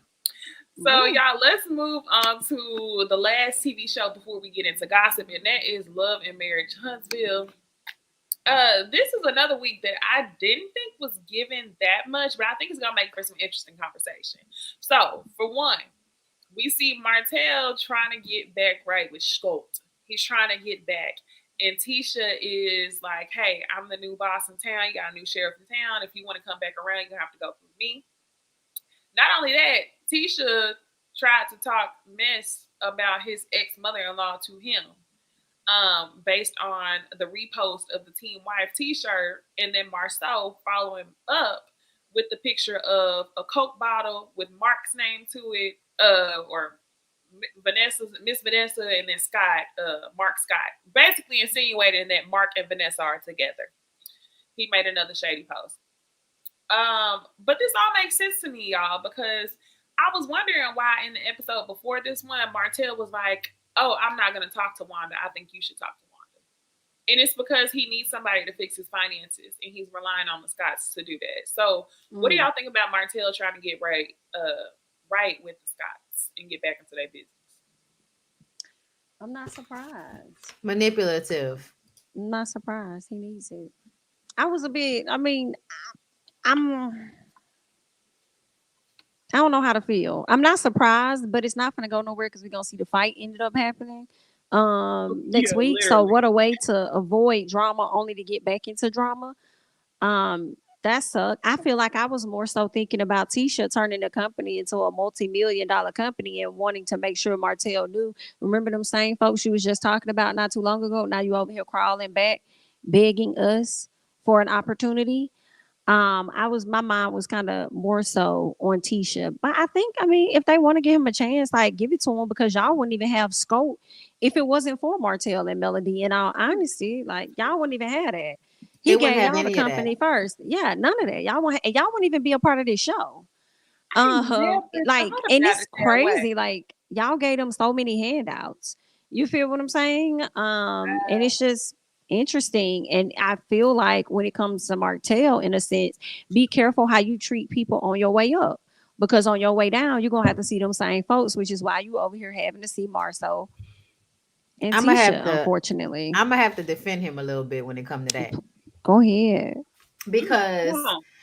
I'm gonna defend him a little bit because I feel like essentially when Martell threw out that 20 girlfriends thing, that was because the whole first season, Marceau and Tisha was laughing about what Yeah. Martell was going Oh through. yeah, that's true. That's true. It was almost like they couldn't wait for them to fall because they were the people that helped them. So y'all know how people get. Mm. When somebody helps them and gives them the game, they start to feel like, oh, you think you better than me. Even though this person gave you the game, it's like they begin to resent them for it. So I think they were happy to see an issue in their marriage because then it gave Marceau reason to tell Tisha, stop using Mel as an example because that nigga cheating on her. Because she used to always be like, Martell is at least with the kids, and Martell helps with the kids and all of that. And Marceau didn't want to do that. He barely knew what his children were allergic to. So I feel like essentially when Martell threw that out there, yeah, that was bitch made, and you shouldn't have done that. But ultimately, I feel like Marceau did that thing he does where he keep digging a knife in and keep digging it in, and Martell can't take that shit. So if Tisha wants to blame somebody for the 20 girlfriends comment, she should blame her husband and herself for their constant denial and making fun of Mm. Mel and Martell for what they were going through. I always go back to that clip. Remember when she said, I've never dealt with infidelity with Marceau, and Mel went, go I back to remember that. that. Remember that. Go ahead. But it to me, it just kind of feel like at the end of the day, Tisha, you just wanted to go along with this narrative that you and Marceau have this season to prove that Marceau isn't running you into the ground. I think they tried to act like they didn't care about that narrative. Oh, we don't care what y'all say, and now Tisha's like, I'm the boss, and under my leadership, we did this. And then Marceau was like, yeah, with Tisha, I don't spend so much money and da da da da. But a couple of seasons ago, you was talking about all Tisha can do is get you some coffee. So yeah, I don't know what's going Right. on with Tisha and Marcel, but it feels like bullshit. And Tisha trying to exert her power over Martell also felt Hmm. like, girl, please stop. It's I uncomfortable. like that you brought up the whole kind of like how they were seeing Tisha, how they were seeing Mel them and kind of wanting them to fail, because now I think because of how Mel them were so well liked, there could have definitely been a envy that they started to feel for them, and now that they're no longer a couple together, Tisha is probably thinking that they are now the couple that Mel and Yes. Martell once were. So that's just a really, I like that you brought that up because now I'm thinking, Yeah, mm, that's exactly what it was, I think, for sure. Because whenever you think about the earlier seasons, and I think I only been watching since season 2, or I jumped around, but you definitely notice that Tisha goes from like a inferior role when it comes to mhm. Mel. Like she almost looks up to her. And then the moment that Mel's relationship falls to shit, you start seeing yourself as equal or superior to her because you still a wife. And it's given very much that we get lead role on the show.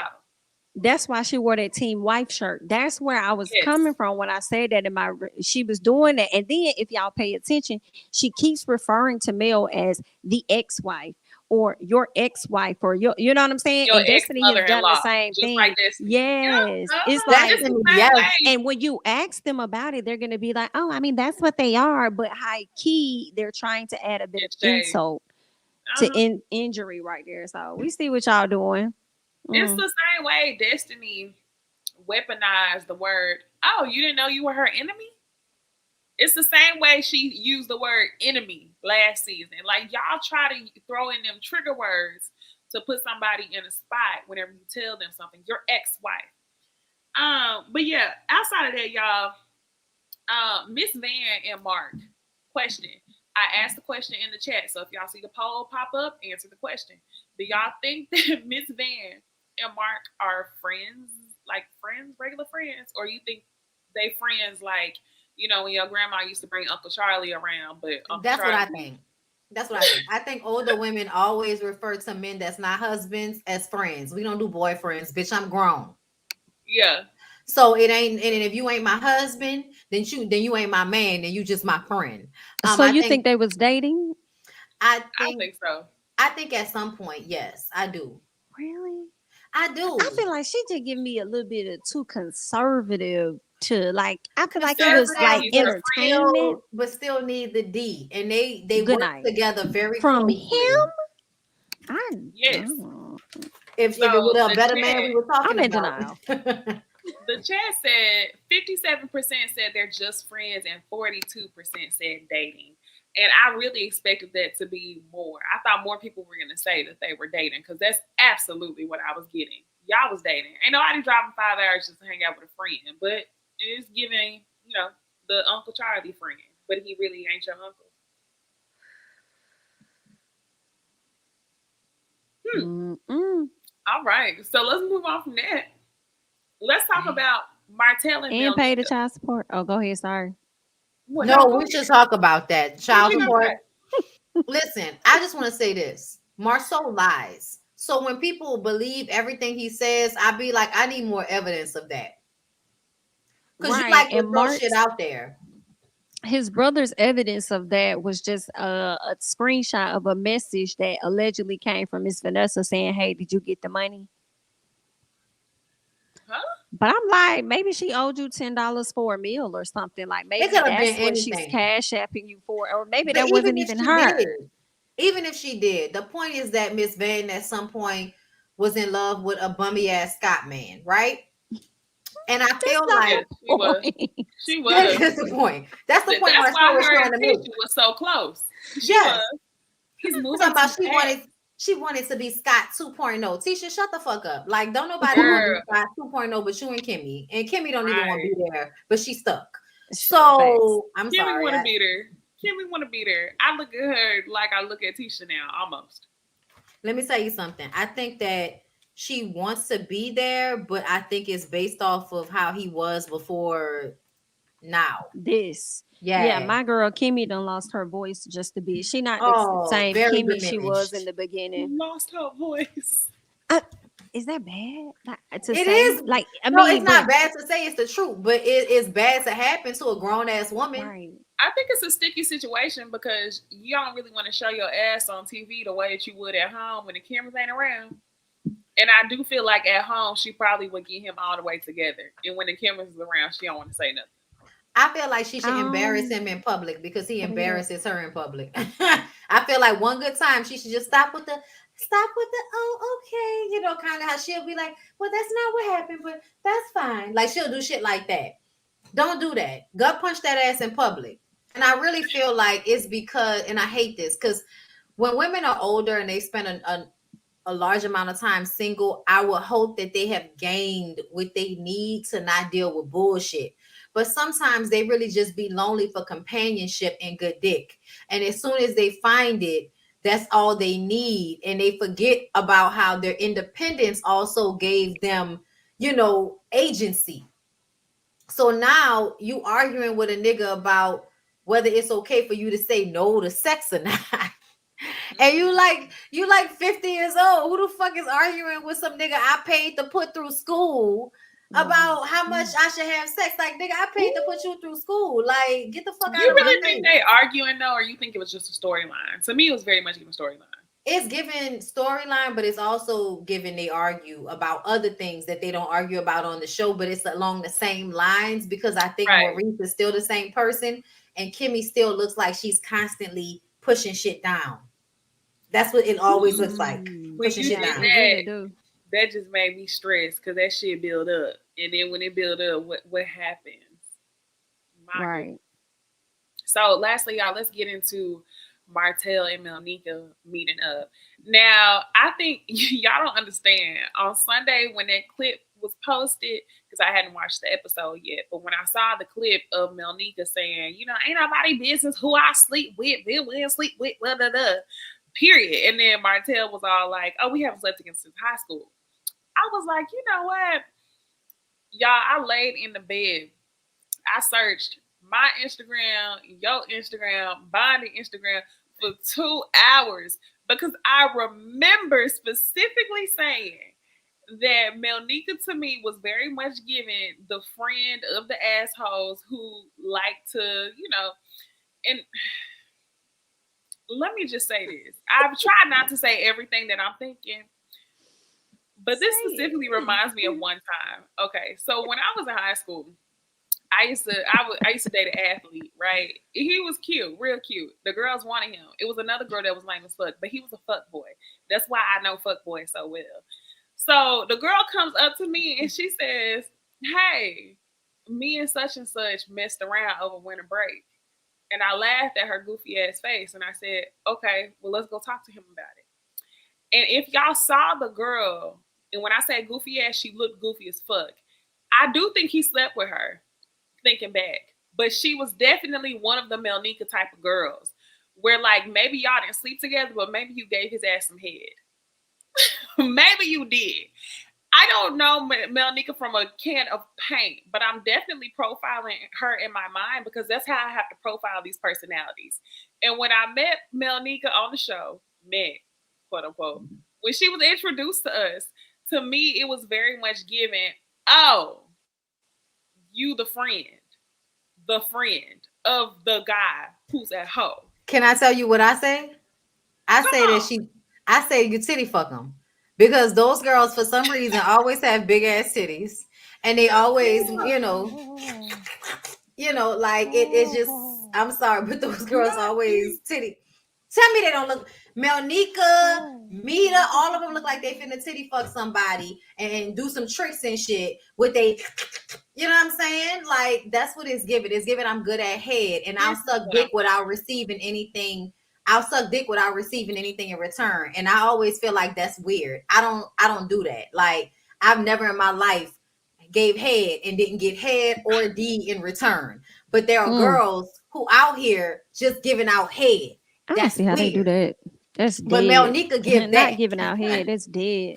Like, oh, I just cause I like it so much. Bitch, you lying. Ain't nothing in your Yes, mouth that's they gonna do make you say have an that. They orgasm, say because bitch. I like to do it. That is exactly what they I, say. I I need you to Now, like to do it with somebody that's gonna fuck you after. Melnika, I I know somebody gonna send you this video. Don't take it personally. This is just a way that I have to We don't know analyze. you.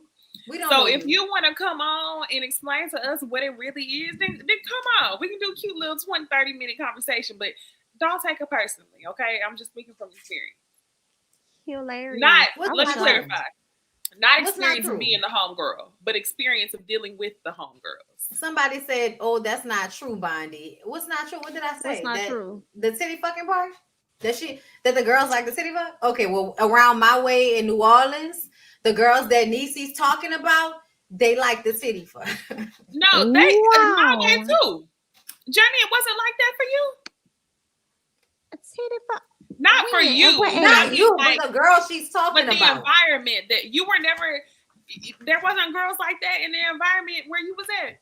No, the girls in my For environment me, gave head. The girls in my Yeah, what was that's environment, they the they did same only both. thing. gave head. They didn't get That's like why I nothing said, in return.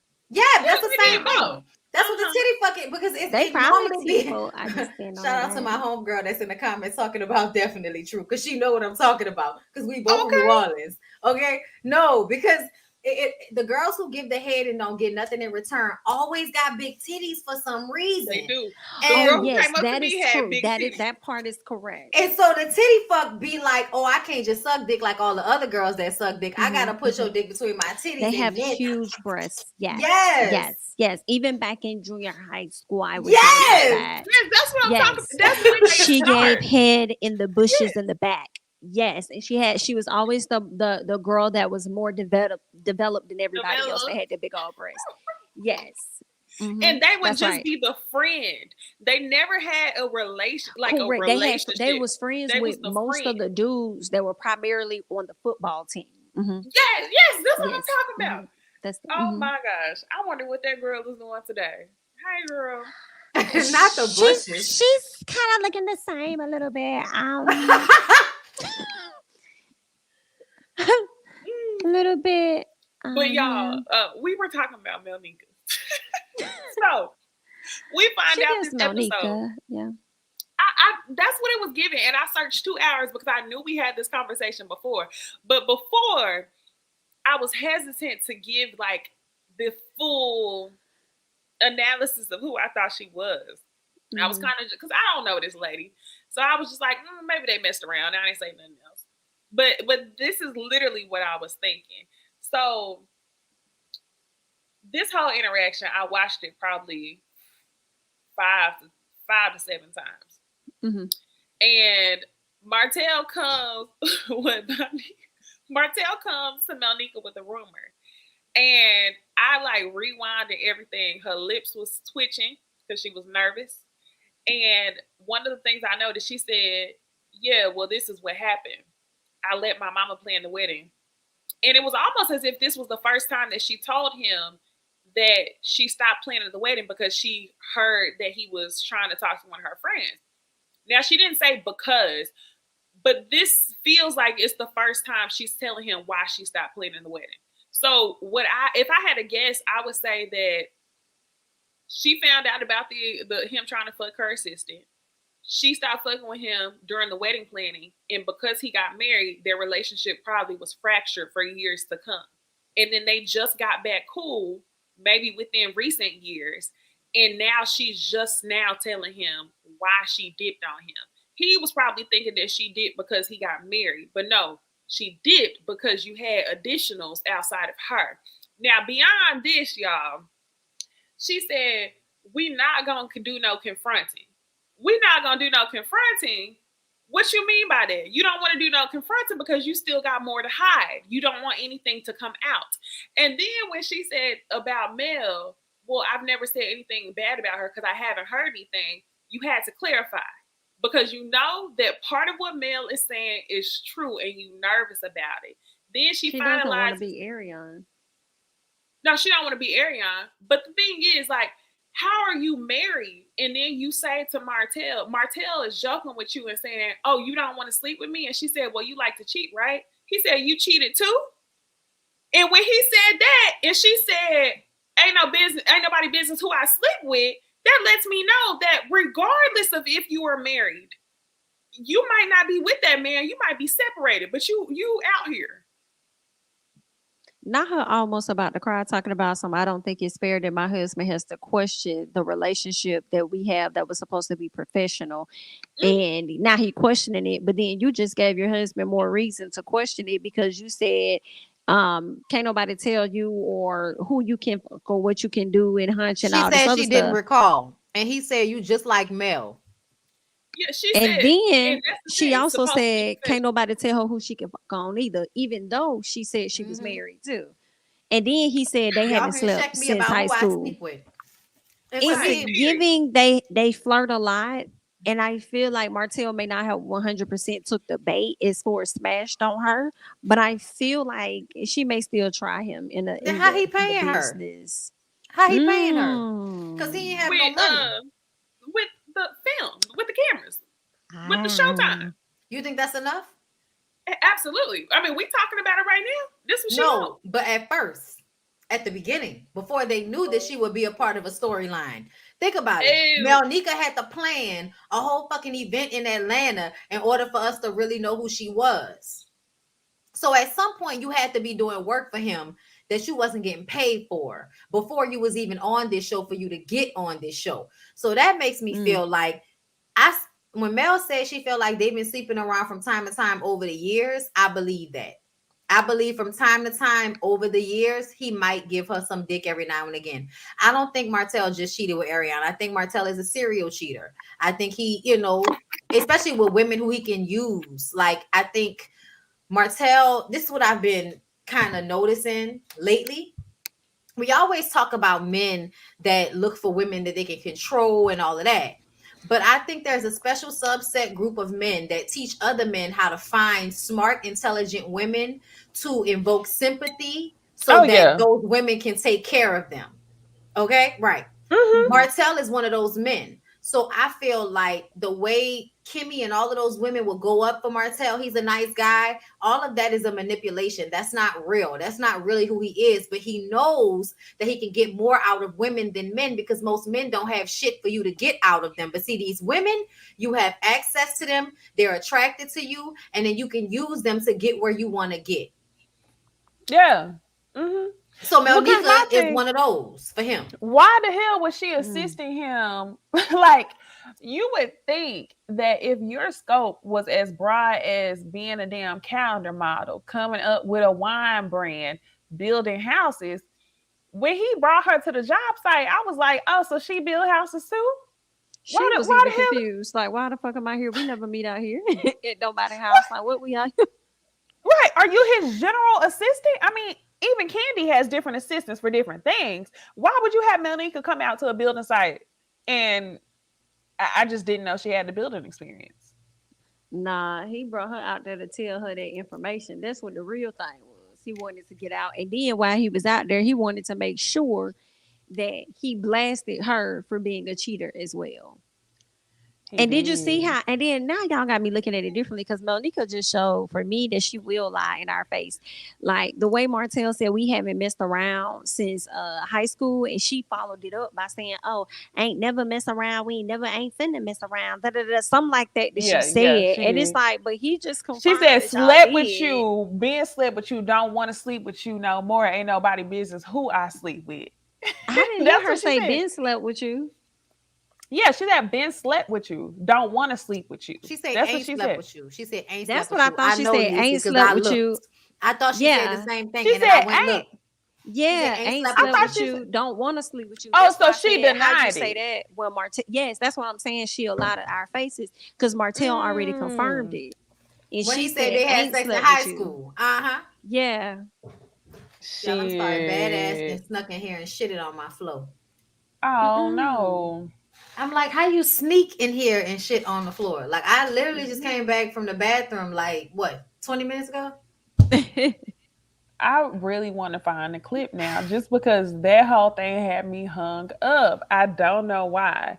What part? Um the Ain't slept with Melnica. you. She thought she said Ben slept with you. She said Girl, ain't hold slept up. with you. Let me see if I can find it on YouTube and I can I send it to got it. you. Oh, you got it? I, Okay. yeah, but I don't want to pull it up because somebody gone. Yeah. You Hold can on, play I'm the play the sound. audio. I'm about to say play Y'all the hear? sound. Can y'all hear it? Yes. Yeah. First of all, I came in to work with you professionally. Right. I've never had any issues with Melody at all. She sang at my mom's funeral. Right. Like, has been around at events that I've had. She's spoken. We all can see, and this is just how I feel. Hurt people hurt people. Yeah. I don't know where you all stand. None of my business. And I'll never say anything about her in a negative light because I don't know anything negative about her. But what I do know is it's unfair to my marriage. And you all been married before, and I don't think that it's fair that my husband should have to question the relationship that was business. I don't think it's cool. Yeah, it is unfortunate. And again, I haven't talked to her. I haven't talked to Melody about the rumor, but just know where it came from.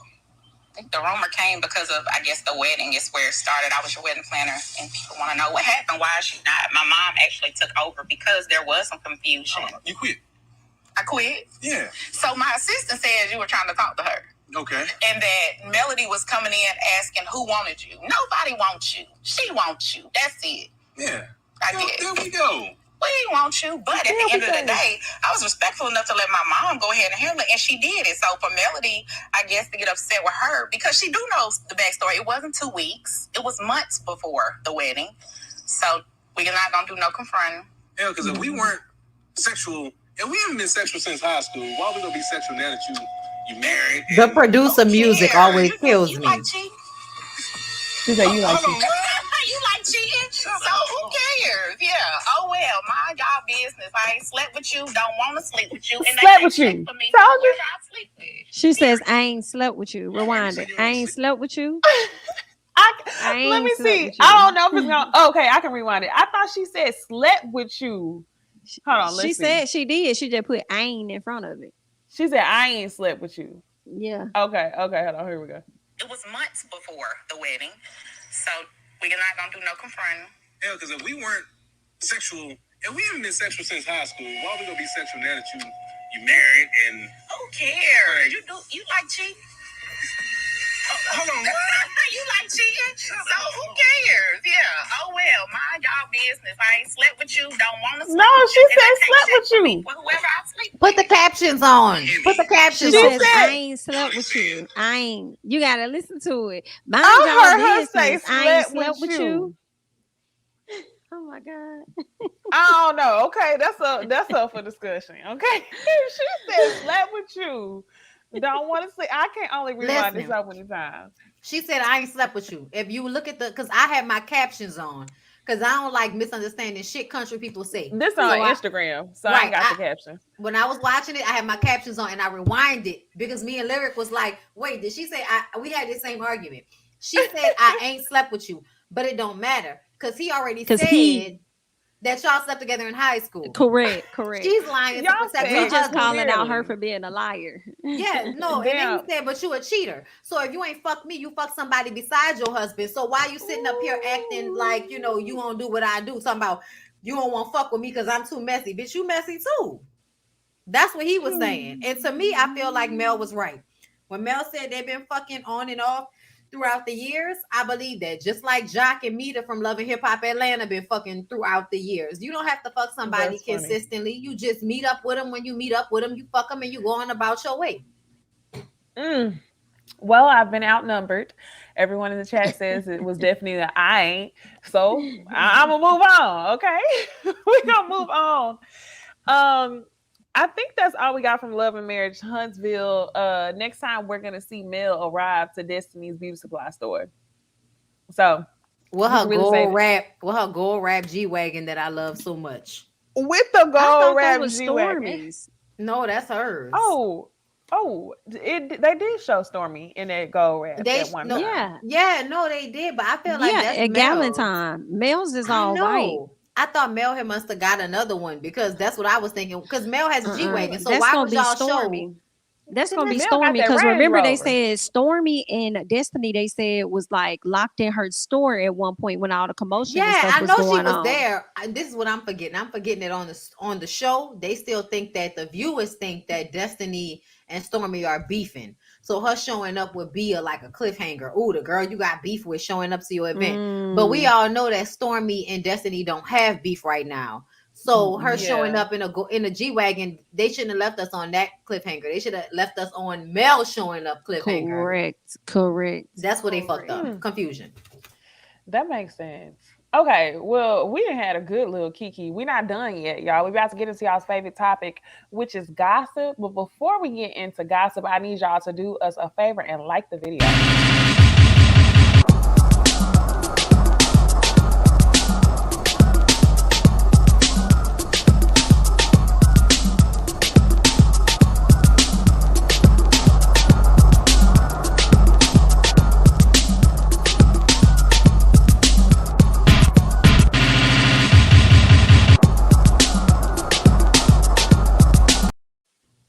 All right, y'all. So I thought we would start off with some good news. The good news My is little boo that right there. You talking about my boo right there? Ooh, ooh, yes, ooh. Hey go ahead and Candy. claim it. Hey Candy. Candy knows she gonna be my boo. It's just gonna take a little while. That's all right. Hey I'm gonna give you Candy. the floor. No, go ahead. Y'all know how I feel. Yeah, I was about to say you need me to give you the floor. The floor is yours. She just looked good right there, so that's why I responded. I'm sorry. Go ahead. So y'all, Candy Birds, okay, she has made history. She is the longest running housewife of any franchise now. She signed on for a 15th season and she secured a deal of over $2 million. It was a couple weeks ago that some articles came out that Lisa Rinna wanted to make 2 million. And somebody from Candy's camp said, okay, well, even if she made two, she wouldn't be touching Candy. So Lord knows how much Candy made on this, but I think that it is well deserved. And I just thought we should start off with something good. What y'all think about Candy and what she has given us over the seasons of Real Housewives of Atlanta? Go ahead, Jamie. I just say congratulations to Candy. I personally haven't felt like Candy has always given over the seasons, in my opinion. I think that she's had some great seasons and some seasons that were so bland, in my opinion. But at the end of the day, she's still here to tell the story and to receive a check. So congratulations to Candy. She definitely outlasts the ladies that we started with from season one. Definitely. And to be Fly able to make what she above, making, 2 mil, fly above. get Fly them check. above, all the haters fly above. I mean, All when you right. getting a check like that, why would you leave? Listen. Everybody that be having something to say about how Candy don't be earning her check, I'm like, Candy earned that check so many times over the years when other people was there collecting checks, not doing the motherfucking thing. So, like Kim Zolciak and them. So I kind of feel like it's okay for Candy to sit and, do whatever she do and get her check as long as Bravo will allow her to do it. Cause I wouldn't want somebody to hate on me for getting my check just because I wasn't acting an ass every season of a show. Um, I'm happy for Candy. Candy look good. I'm glued in. I'm in her DMs. She see me. What's up? Mhm. I'm glad that you explained it that way, Bondi, because I too, like Jamie, there were some seasons where I was like, Candy, retire. Like it was some seasons where I felt like she was not giving, but if you really simplify it, it's just down to the fact that she wasn't acting the ass. And if you think about it, she won longevity over a lot of the people who acted the ass on the show. And you can just really like you really love Candy for who she is at her core. Unlike, for example, Portia. I love Portia, went up for Portia. Then once I seen Portia on her own and how she moved to her own show, I could not stand her. And I don't feel like we would have that drastic switch with Candy because I feel like she's been authentically herself and that's been enough to get her by all the 15 seasons, which has been great, or 14 seasons so far. Yeah, I mean, I think it started off like that because Candy came on as somebody with a talent. And honestly, I tell you, I don't know if everybody knows this, but I wasn't watching Real Housewives of Atlanta until Candy came on. Because to me, Yeah. at the beginning of all of this, it was like the Kardashians versus Beyonce in my mind. People with talent versus people without talent that just want to be famous for no reason, acting an ass. Like that's how I saw reality TV before Candy got on Real Housewives of Atlanta. And that's when I got glued into reality TV in a different way because somebody who I had followed as an artist was on a reality show. You know what I'm saying? So I think that's the reason why she's had the longevity, because a lot of people have respected her just off of the basis of her being an artist, because that's been a lot of her storyline, like her show with Escape and getting back with them and producing music for Kim Zolciak. Like she's been able to make her actual talent a part of her storyline, and I think that's something a lot of people aren't able to do, which is why she's had the longevity. Because when you look at a lot of people that are just reality stars, and I'm sorry, even y'all fave Nene, once you done, Not Nene. I'm That's my sorry, fave. and That's I my know, fave. and her memes are timeless at the end of the day. Her reads are timeless, but at the end of the day, at one point, Nene had nothing else to give us. You see what I'm saying? Like at one point, I was like, Nene, just go, because you don't want to be here no more. Like that's how it felt. And it was because it was built off of her being a personality versus her being a talent. So when Candy can't go to her family drama, she can go to her business acumen. She can go to performances. She can go to the Escape shit. So she has other venues. You know what I'm saying? So I think essentially, shout out to Candy for being a blueprint for the girls to really make money on reality TV. Yeah, very true. So while we are speaking about Candy, this definitely slides into some other stuff that happened this week. Tamar was on Dish Network. Girl. And y'all know when Candy, shout out to Candy again for coming around and speaking to Ooh Ladies First panel. But when Candy did her run of interviews, and let me pause this. When she did her run of interviews, she stopped by a couple YouTubers and she exposed the story. I believe it was on House of Aaron, where she told everybody that Carlos King had stole her story, basically. She called him a thief. Tamar has something to say about that. So let me go ahead and show this to y'all. Let's talk about it. A Real Housewives of Atlanta star Carlos King is a thief. Oh, wait, hold up. Necey. Child, Yeah. you know I heard Take that. it off. Uh-huh. Play the audio, but don't play the video because Dish Network will flag you. Because they, Oh, because that's a they real Fox. one. Yeah. So Okay. Here, let me pull up this screen. I Shout found out that to out y'all. last week. You said, hold on. Okay, now y'all just seeing Candy, right? Yep. All right, I'm gonna go ahead and play the video.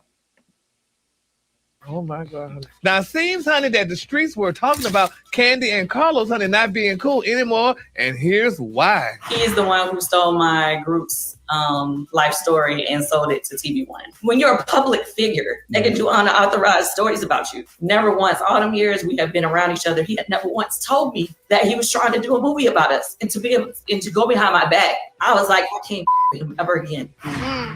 Messy boo.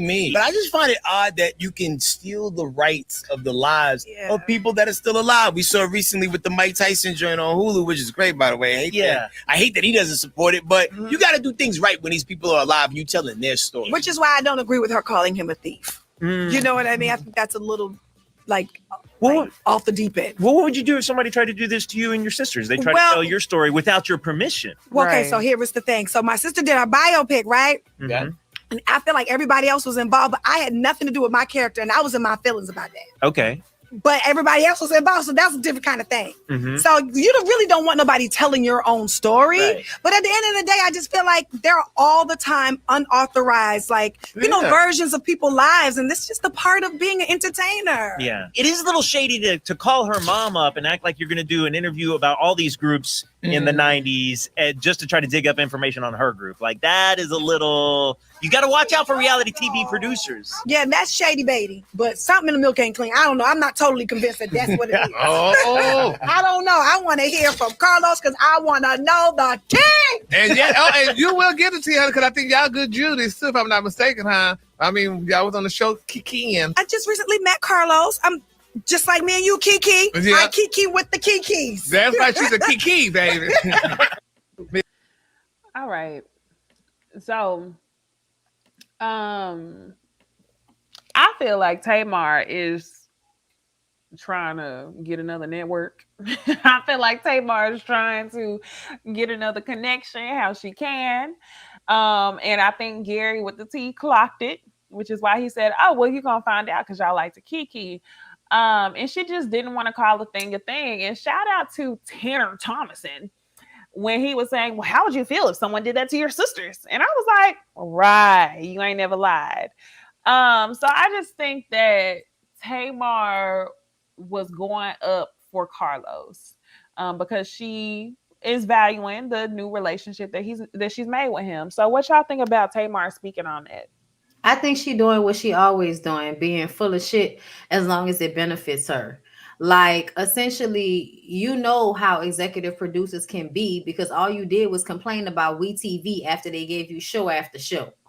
And you made it, you got cool with Candy on Celebrity Big Brother, and now you turn around to devalue her story and invalidate what she has to say about how she feels when essentially you was mad about how they displayed you in a story about your sister. Bitch, it wasn't even about you. It was about your sister, and you didn't like the fact that you didn't play a part. So how the fuck you gonna be sitting up here talking about, I don't know. And even before she said that shit on Dish Network, Carlos reposted her story saying her friend ain't got to lie about nothing. Girl, go to hell.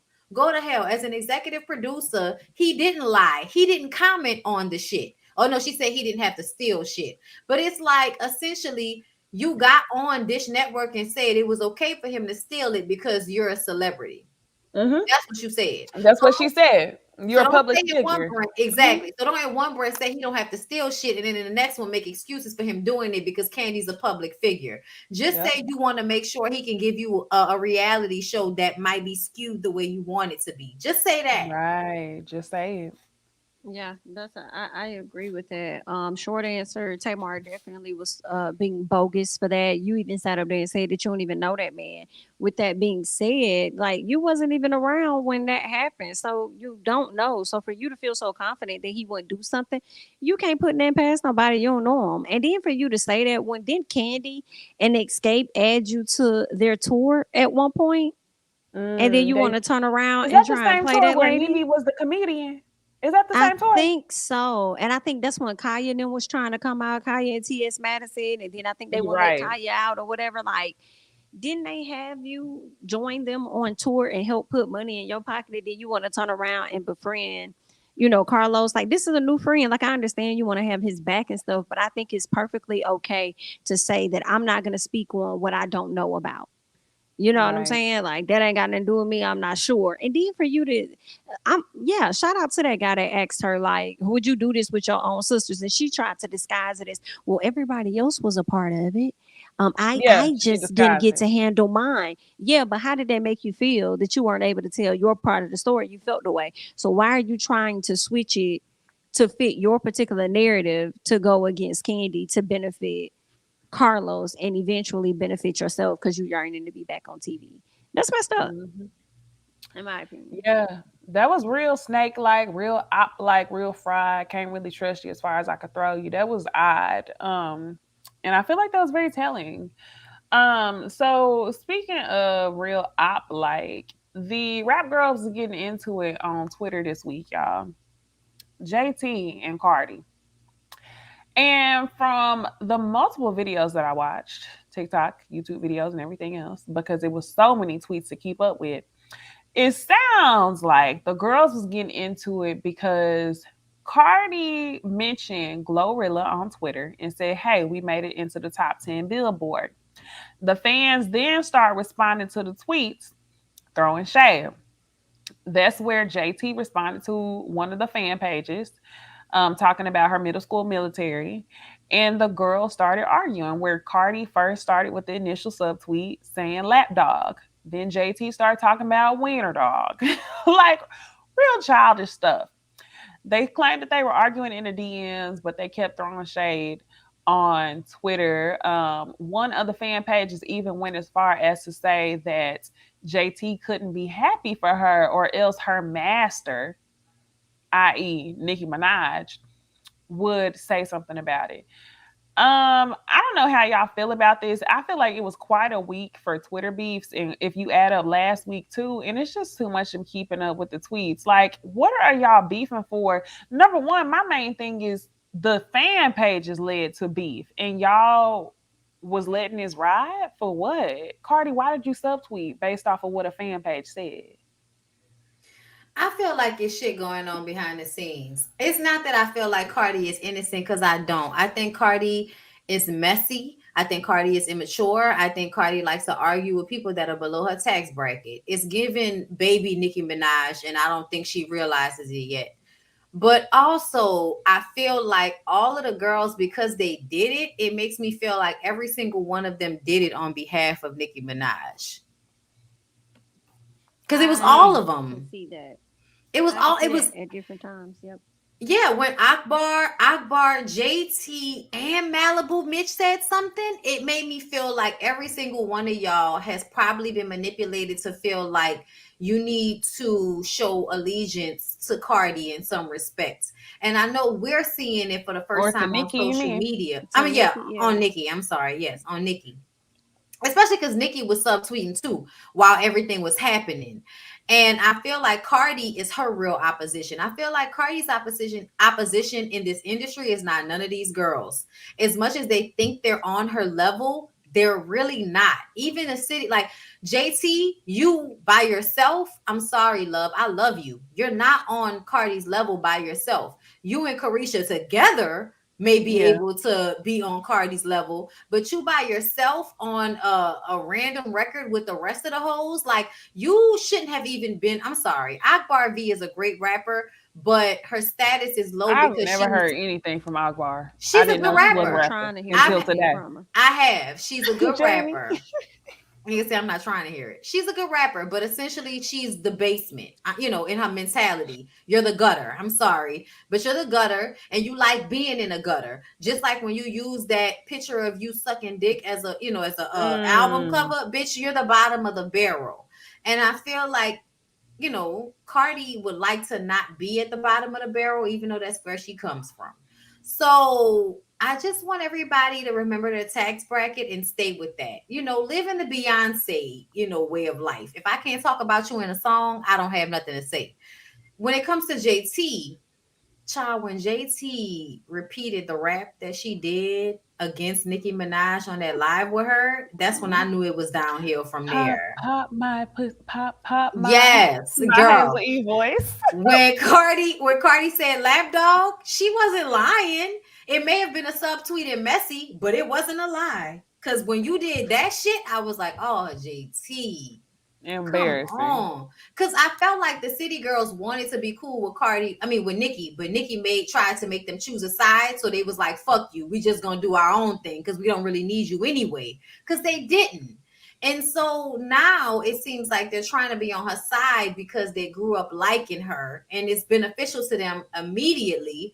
But essentially, it's really just all bullshit. Because if you ask me, I think Cardi raised Akbar V's whole profile by arguing with her that day.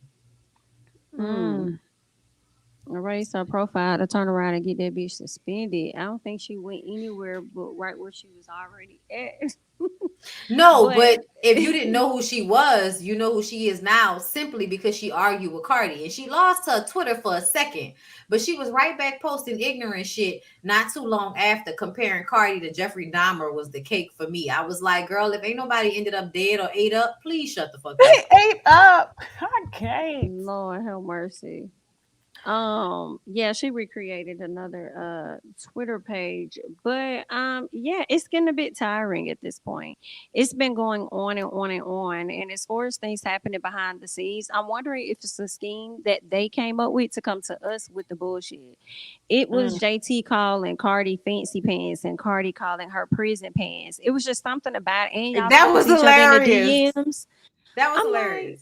are y'all are y'all talking to each other in the DMs then coming over here with tweets? Like, is this something that you guys were planning to do? Like, what's going on? Like, I am getting a bit tired. Like, I'm tired. At first it was Nikki and her rants going to Queen Radio back to back and saying whatever she's saying, overhyping Queen Mix, and then here it is Cardi going head up with each woman from damn Queen Mix and Malibu Mitch. First of all, shout out to Bia, because Bia ain't saying shit. And I don't blame Bia, because you never know what the future may hold. She cool I'm with about to Nikki say, now, look, but Bia she gotta do might a get a Spanish track with record Cardi. in the future. Like she gotta do Right. a Bia, song with like, Bad come on. Baby. I mean, not Bad Baby. What's the Latin Bad dude? Bunny. Bad Bad Bunny. Bunny. Yeah, she gotta do Yeah. a Right, the one song. everybody loves. Yeah, she can't be with Cardi. She gotta do a song with the Latino people at some point. Bia, Bia. Period. Malibu Mitch, I wanted her to sit her ass down. You just got out the hospital for your appendix. Why are you Girl, over here beefing with Cardi talking about how you link up with BITs? Like the way Malibu Mitch came out the hospital and immediately started responding to said tweets about Cardi or whatever, or saying, watch out, Cardi's coming for you or whatever. She didn't even have to respond to that. But the fact that she did as soon as she got out the hospital made me feel like you are one of Nikki's minions and you are doing dirty work for Nikki. Like she was just on some other shit. Like, girl, we want you to heal.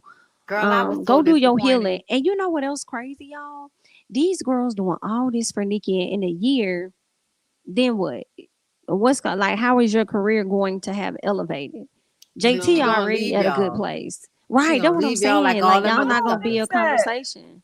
I don't know what goes on behind the scenes, but I don't think that Nikki holds the key into female rap like it She don't. seems. She Like don't.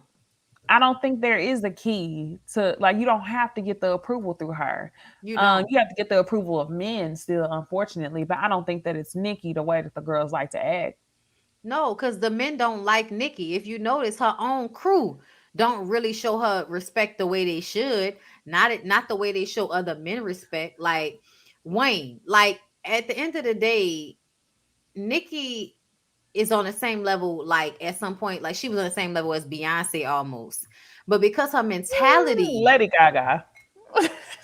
you say Lady Gaga, but what I mean is at I don't some know. point she put in enough work for her to get the same amount of respect. But because she stays on a lower level, she can't get it. But when she did the song with Beyonce, when they did that song together, that literally put them Yeah, you're on the right. exact same level. And we were like, bitch, you You're did a right. song with Beyonce. You can You're go Who right. up put from who on here. put who on the same level? Feeling myself. Cardi, Yeah, you are yeah. right. Like I'm talking about as far as celebrity, not as far as like the work put in over time. You know, of course, you can't never be Beyonce. Beyonce been here since the 90s.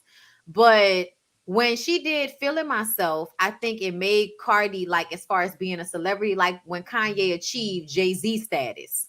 You can achieve their status and still not get the overall respect that they get. And so I think that Mm. Cardi got that success. Not Cardi, Nicki. I'm looking at Cardi, so that's why I keep saying her. Nicki got the status, but Nicki didn't get the respect. And you know, it's just sad because I feel like we wanted like us hip hop, and I say us hip hop heads because I'm a hip hop head. I'm not like a rap chick. I'm a hip hop head. So I Hmm. listen to Nicki's music enough to know that she decided to pick a side and she chose the side of pop. It was like hip hop versus She pop at some did. point. She And did. she picked a And it pissed side. me off. And It me pissed me too. off. Girl. It She did. chose pop, P-O-P, Yes. pop music. Yeah. And Uh-huh. see, that's the thing. I can't 100% fault her on that. And honestly, a lot of the artists try to go pop because that's genuinely where the money is. The money really That's what ain't Usher did. hip That's hop. when Like, look the at divorce. the songs Nicki done put out. The only way she went number one was Queen Mix because that's a pop record. That's a record that's going to But hear go me in out. both type of radios. I So feel that's why you. she got that number one. She know her lane, and Yeah, it's really no. pop. Listen, I don't this it's not that she isn't pop because Beyonce is pop. But what I mean is the first album should have been hip hop. Everybody goes pop, essentially. But the first album should have been hip hop. And she didn't give us that. She showed no loyalty to her mixtape followers, is how it felt. Everybody that loved Nicki from her mixtape days, when her album came out, we felt like she Lady Gaga'd us too soon. Oh, Whereas, she definitely Yeah, did that. she did. Yeah, She that was definitely like did damn that shit. 2009 when she did that. Yeah, That her was way first- too early for me. it was too early. It was way too early. She needed to give us a straight up hip hop album for the first album, and then on her second album, she could go more pop and go more mainstream, and then everybody would have been more comfortable. But because she came in and went straight to pop, it made a big hit. But the people that are of hip hop, they don't have the same level of respect. It is what it is. Even with Wayne, like Wayne still had to do a lot of hip hop, a lot of straight rap before he ever got to his pop era. And you know, Nicki just came in and went straight pop. So I think like Nicki, I feel like she probably fell into that so early because I'm thinking about Drake. She came up at the same time as Drake with Young Money. So when they saw how Drake was hitting the market and how I think they used that opportunity to tap her in with that as well, which is why she went pop like automatically out the gate. I feel like she tried to go hip hop later on when she did Pink Print. I think Pink Print was good, but because she maybe, as Bondi was trying to label the order of how she should have went about it, maybe she got a little lost, which is why that Queen album fell so flat for me. And the funny part, I like more songs off the Queen album than I did off that second one. What album is the one with Chun-Li? That's the Queen. I love that one. That's Queen. Okay. Yeah. Mm-hmm. That's Chun-Li is one of my favorite songs. Yes. I actually like that album Y'all more. thought she was more hip hop with that song? I mean, there were more hip hop. Yeah, there were more Chun-Li. hip hop tracks. There were more hip hop tracks on the Queen album. But this is look, this is what I'm gonna say though. Even though Drake was pop, Drake was R&B. That's the difference. Drake went hip hop and R&B. That's the difference between going rap and pop. She went rap pop, which was bubblegum. I don't think I can name a song from Drake that's considered bubblegum. What do you mean? Like an early song? So you don't think Baby You Might Hotline Bling? Hotline Bling? No, she's talking about earlier in his career. Yeah, earlier in his career, like when he first it was more of a You're not lying at all. Yeah, he had. When I was introduced to him, I was introduced to mixtape Drake, the Winner, all that stuff. Like that's how I was introduced to Drake. Then even that song with Trey Songz, and the Jamie Foxx, the Jamie Foxx song, So y'all don't think bubblegum like I better find you, lovey. But those weren't his. But yeah, those weren't his big hits though. Those weren't the ones that jumped him off though. The ones that jumped Drake off were given like hip hop and R&B. Baby, you my everything. You are like everyone. That's all I heard. Yes, that's still not R&B. Yeah, that's hip hop R&B. Yeah, and that's still not. That's the first time I heard of Nicki though. Starships. That was the first time I heard of Nicki. Like, what the fuck is Starships? On the remix on the radio. Right. You the best. You like Starships? I was.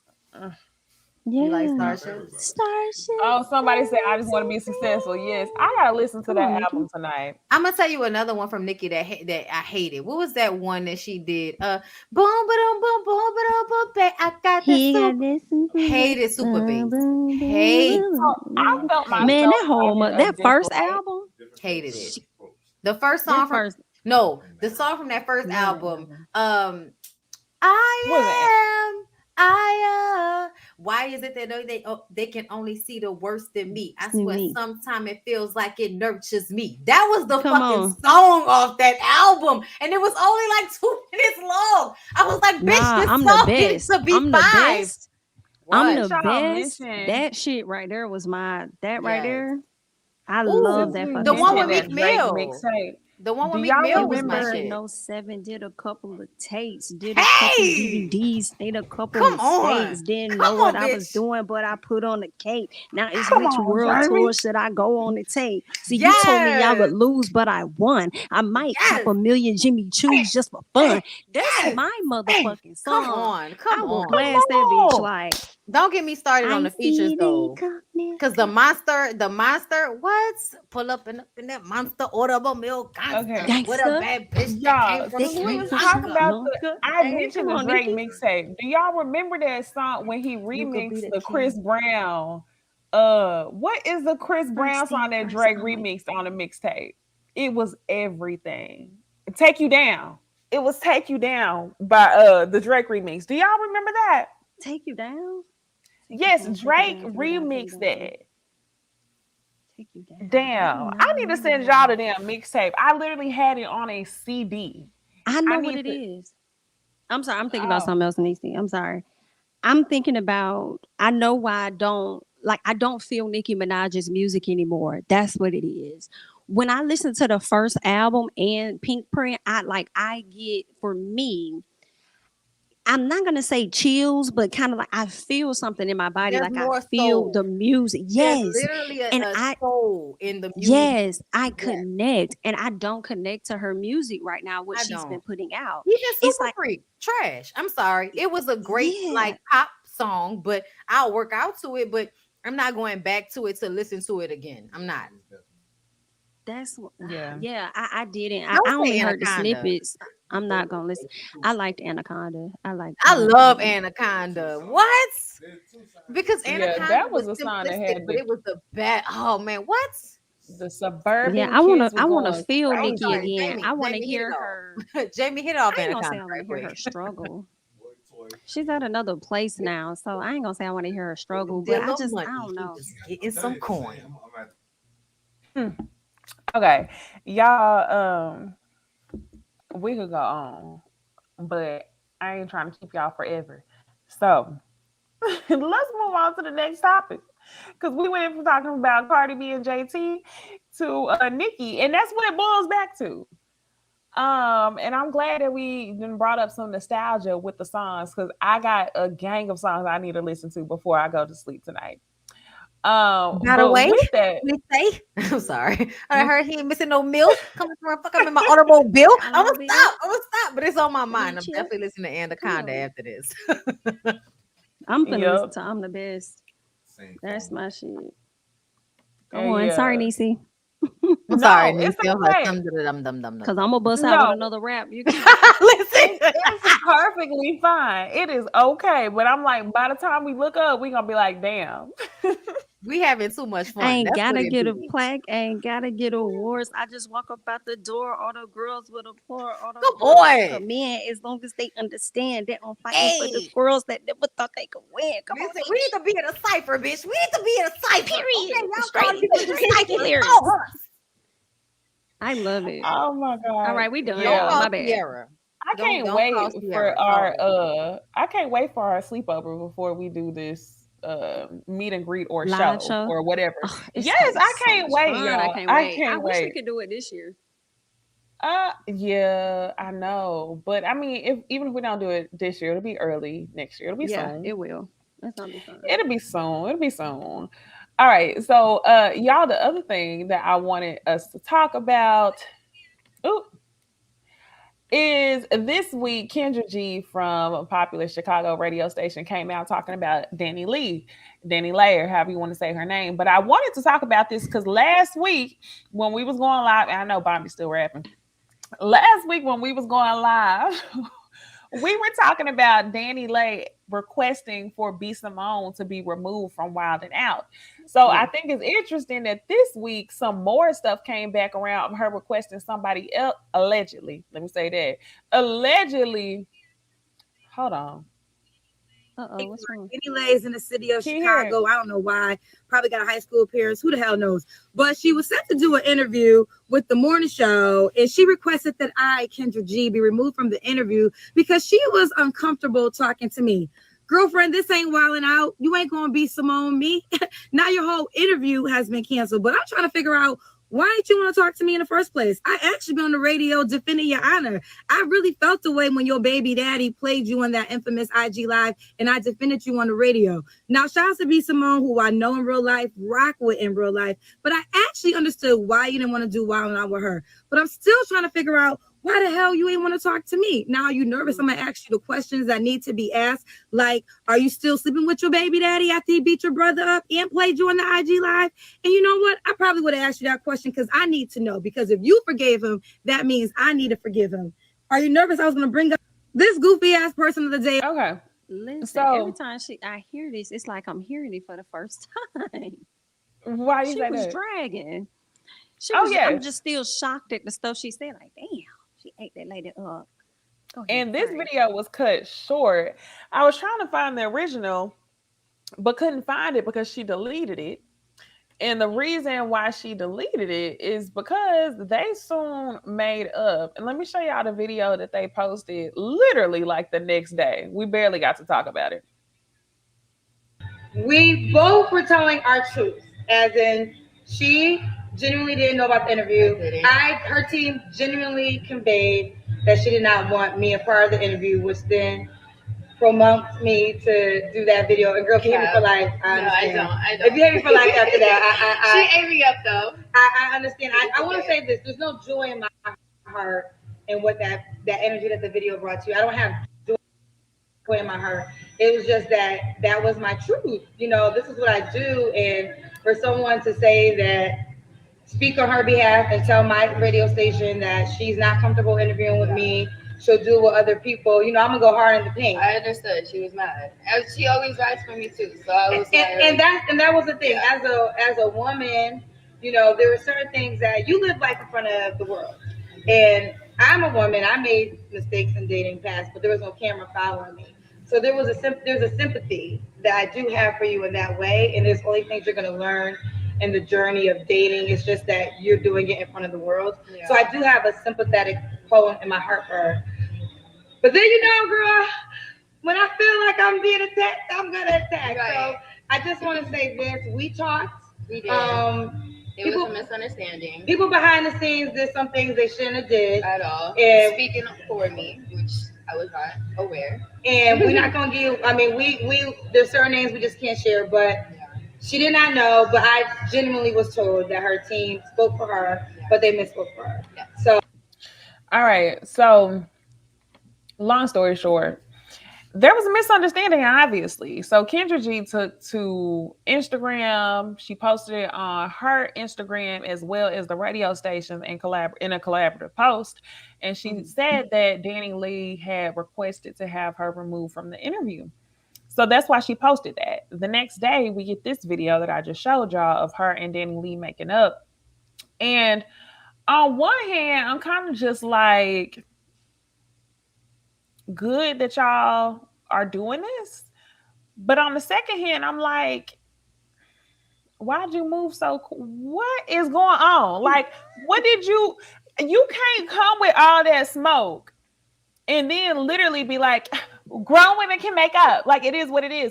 Because I can tell y'all, if I have ever went in on a woman or a man, anybody, if I ever went in on somebody, I have never been hugged up with them the next day. Like, it is what it is. So the confusion here is Danny is saying that somebody on her team spoke for her when they requested that Kendra not be a part of the interview. So that's what they decided to settle on.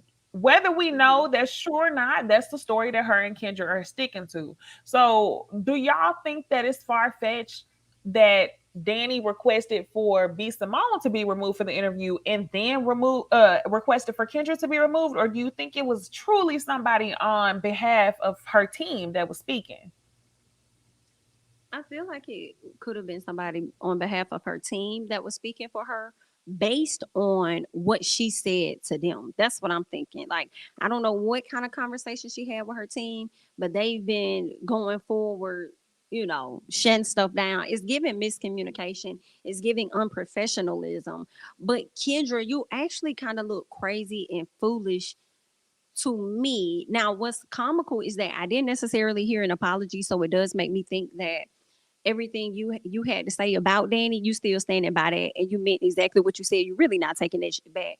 But for the sake of moving forward, you gonna act like y'all done made up and stuff. Like, it just looks real sketchy, and weird for me. I didn't really know how to feel about it initially when I saw it. Like, you just dragged the hell out of this girl, and then you want to sit up here and talk about people go through things and all of that. But you like it was given like, did you want to be a part of the clout? Like, were you trying to add yourself in on what B Simone them had going on? Because without question, soon as you got the information, you decided to just drag her instead of getting an understanding of what was happening. So it's kind of, as much as we probably have felt like B Simone looked crazy initially, I feel like this actually makes you look more crazier than I'm sorry, not B Simone, but Danny. I feel like this makes you look a bit more crazier than Danny. I'm confused. Okay, for me. So when I saw the video, I was like, Kendra, you look crazy. Kendra G girl, I like you. Your wig looks so cute. I felt like you should have either not done the read that you decided to give as a professional, because essentially I'm a YouTuber. I'll read the fuck out somebody. But if I'm on somebody's radio station, I'm not about to get up here and personally read an artist knowing there's a possibility I might have to have them on my station again at some point later on down the line. Now, if we have conversation about, celebrity topics like the Breakfast Club does, fine. But I'm not going to take time out my day to give you a fucking dissertation about how disrespectful you are. Okay? I'm not doing that. So for me, I feel like Kendra G played herself. I don't know if she didn't have the okay to do what she did before, or if whatever she found out after trumped that. I don't know. But for me, it feels like you played yourself, because you should have never took that shit to a personal level with that girl if you was gonna turn around and play like y'all just had a misunderstanding and somebody else confused y'all. Girl, like you said from the beginning, you work at a reputable radio station. If they weren't going to do an interview, like they wouldn't lie about that to you. So to me, I feel like Danny Lay absolutely asked for Kendra G not to be a part of her interview. And because she didn't realize Kendra G's clout, she didn't realize how it would she would get the backlash on it.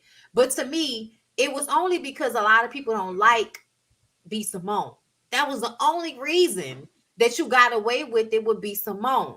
But when you did it to Kendra G, everybody was like, nah, bitch, you got a pattern. And we ain't about to let you white woman hip hop. So either you're going to deal with the people that's over here or you're going to take your shit over there. Okay? So pick a side. And because she's already over here, she decided, you know what? Let me fix this. And Kendra G, being a person that she is, about her business, knows that no matter what, I got to do what I got to do, because this ain't my radio station. So if these people want me to make up with this bitch, I got to make up with this bitch, which is why you should have kept your level of professionalism and not read her from jump if you was just going to come back and do this. Because I personally would not have done that. If we was going to do an interview with her, I would have sat there and did the interview and asked the questions, but my energy would have gave, bitch, this my job, but I don't like this hoe.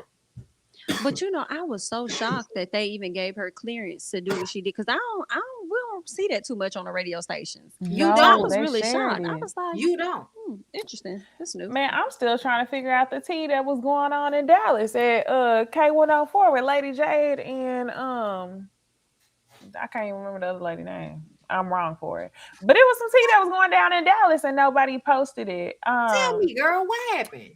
Lady J has been, I would have to say, like the forefront of K104 in Dallas for as long as I can remember, like years. I have to say like 15 years at least. And Dee in the Morning came and took over the show and got it syndicated nationwide. And all of a sudden, Lady J was like just gone. And Dee in the Morning made a post and she shared it to the radio station. And she said, I wish that you could have been a part of what we had going on. And to me, it just felt weird because like Lady J had the heart to the community. She's like Dallas through and through, years and years and years. Dee in the Morning came much later on.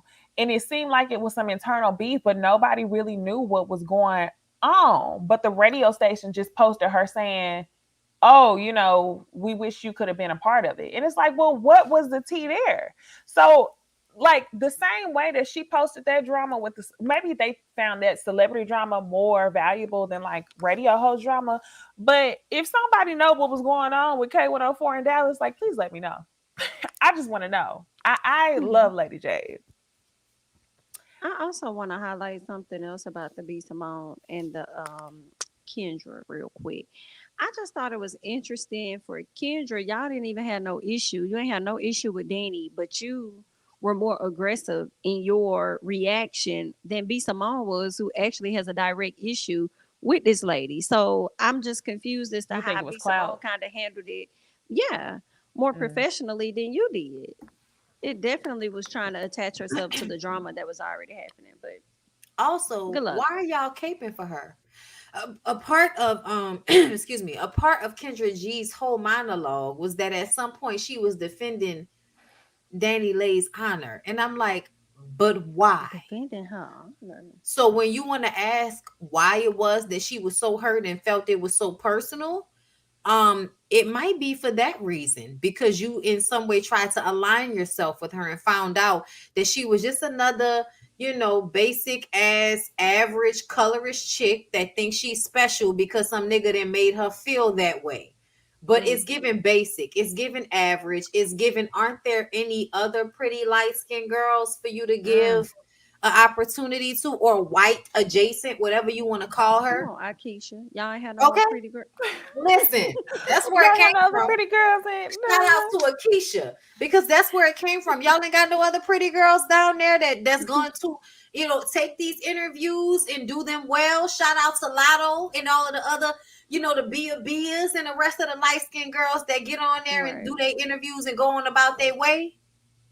But Danny Lay is given privilege, and Danny Lay is given, oh no, this is too much for me. Well, bitch, get off the playground because you And that decided. is what happened. Because bitch, if you ain't It's shitting to too get much off for the me. pot. Got some niggas Then that'll yes, off get the your. The pot. kitchen I too want to hot, be then get out. a baby mama to the fucking baby, bitch. Do you know how to struggle? You gonna struggle all your life because you had a baby by that nigga. So please, How old is she? toughen Because up. sometimes I really do find myself feeling bad for her. I really do. How Stop. old is she? Do y'all know? You know what? I'm It's finna look. Disney. Disney has done Stop. that to you. I feel All like she these got to at years of least be watching 30 movies something. and feeling bad for the little small white girl that's taking advantage of her situation and being a victim. Think bucket.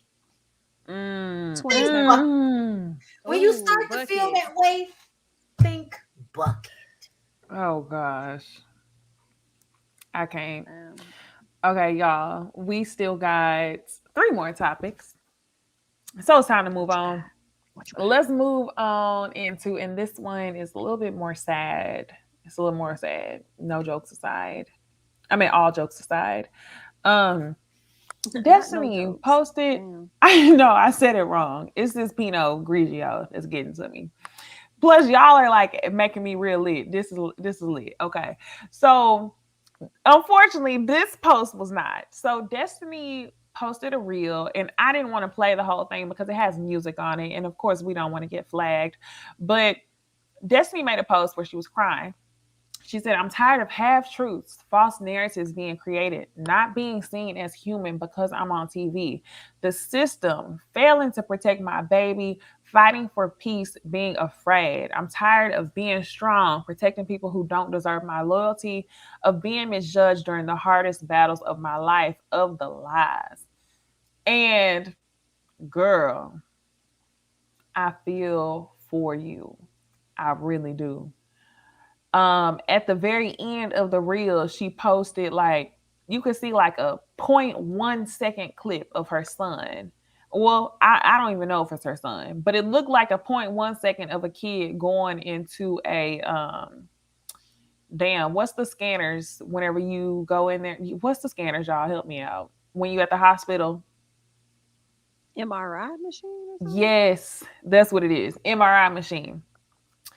So I don't know. Some people are speculating that maybe Disney's son was taken in a custody battle, but based on that 1 second clip, I feel like it's probably something else more serious going on.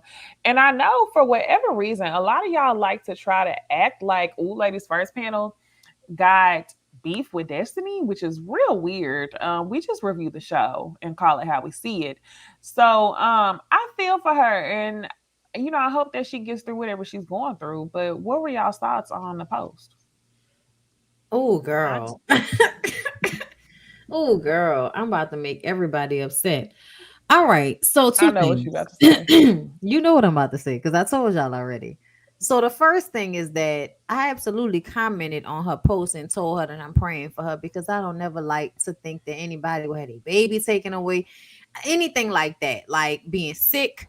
Nothing like that is funny to me. Nothing like that is okay. And I don't care what you do on a reality show. I don't wish that on anybody. So, let me just get that out the way and say that I don't know what's going on with Destiny, but I do pray that she is healthy and that she is, able to be there for her baby the way her baby needs her to be there for him.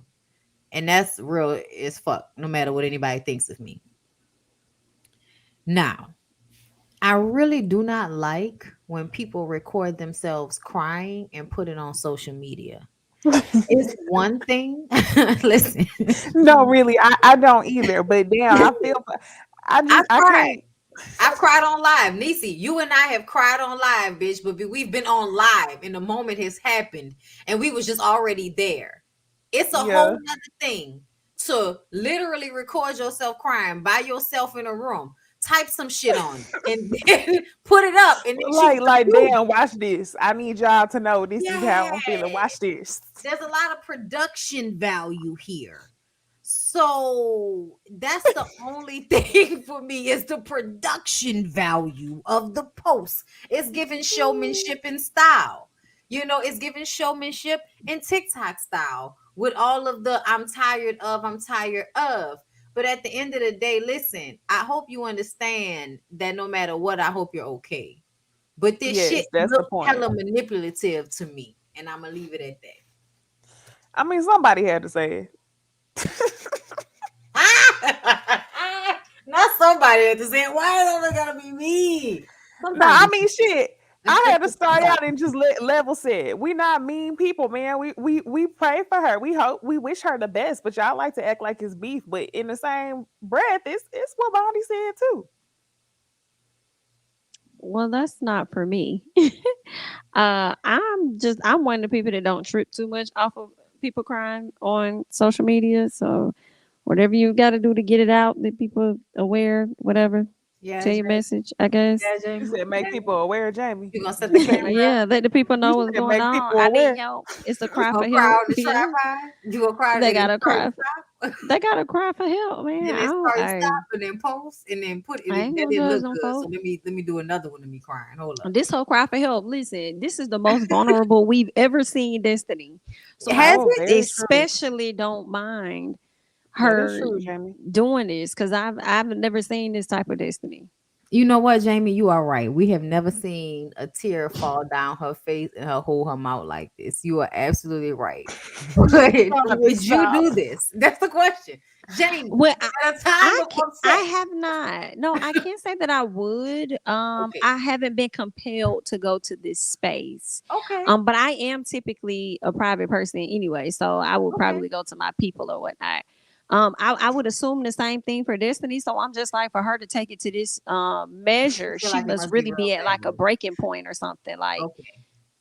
maybe it's her way of letting people know, like, I'm not okay. Can y'all like not message me this, not send that? Y'all be sending these hateful messages or sending this Oh, or you're that. Like right. I'm Leave going me through real alone. life ass shit over here.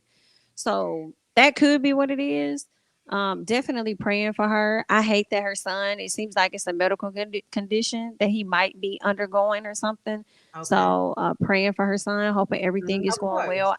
I also thought that did her son get taken away the way the messages I'm about are to say, listed where did we think that something was wrong with the baby's health? At the when the last clip of MRI on video, the let end me of try the to. yeah.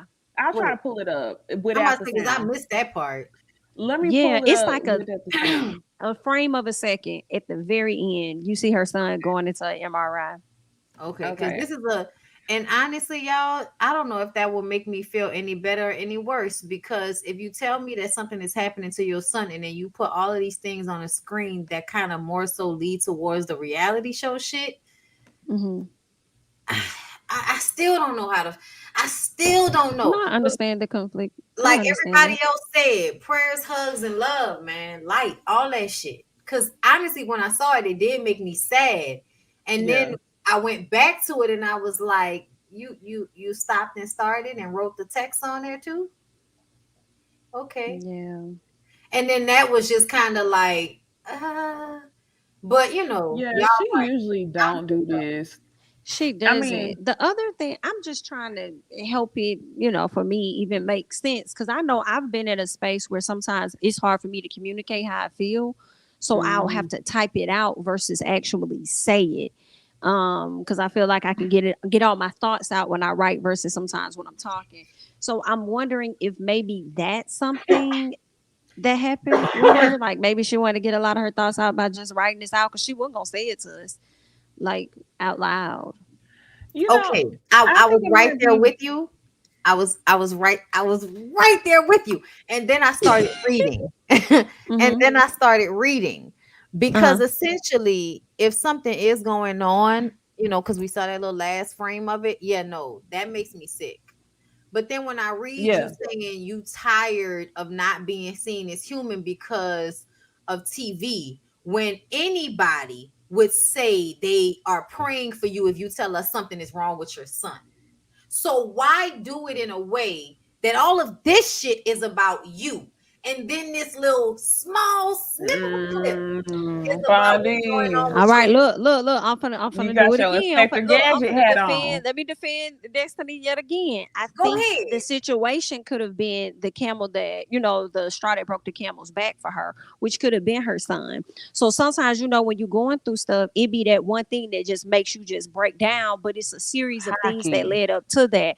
So I feel like that's what she's listing out. It could be that she probably broke up with the guy that she just introduced to us. She got that Mm. going on. She done suffered a divorce publicly, but not so publicly because she don't want to tell us that. She got the financial issues. She dealing with Madani. She over here trying to be a mother, a single mother at that, to this little boy. And then now this little boy has like this health condition too. So I can see where she may feel like a failure and people only get like a small glimpse of her life. So I think Yeah. to me, I think she listed out things that she was going through, but what happened with her son was the straw. Okay, I'm here for that, except for somebody said cell phones aren't allowed in MRI. So, Yeah, but you could clearly see that she's at home when she's filming herself crying and at the no, but hospital that in another last clip. clip, Yeah, that it's last, With not the the hospital? same. Yeah, it's not the same day or even same place. So it's no telling if it was a CT versus MRI. Yeah, okay, it could have been Because you something can see else. Yeah, those. it It probably looks wasn't like an kitchen MRI, but it cabinets was a behind medical her. machine. Yeah. okay, okay, okay. I'm honestly, I feel y'all so much, and I swear, Jamie, I'm with you, sis. I don't give a fuck what nobody say, y'all. Please go with what Jamie's saying. Ignore me, cause I'm fucked up. I'm No, very. no, no, don't. Bonnie, I was sitting here trying to make Trust your excuses. own thoughts. I was I'm just thinking maybe mhm. it's my trauma that won't You allow know, me to post like this yes. or even type I stuff will like this. overjudge, but honestly, pause it. Can you pause it? Yeah, I can pause it. Hold I'm on. about to screenshot it to Because, you to okay. us Can we so read? y'all can see. Can I read it? Can I read it? Okay. Yeah.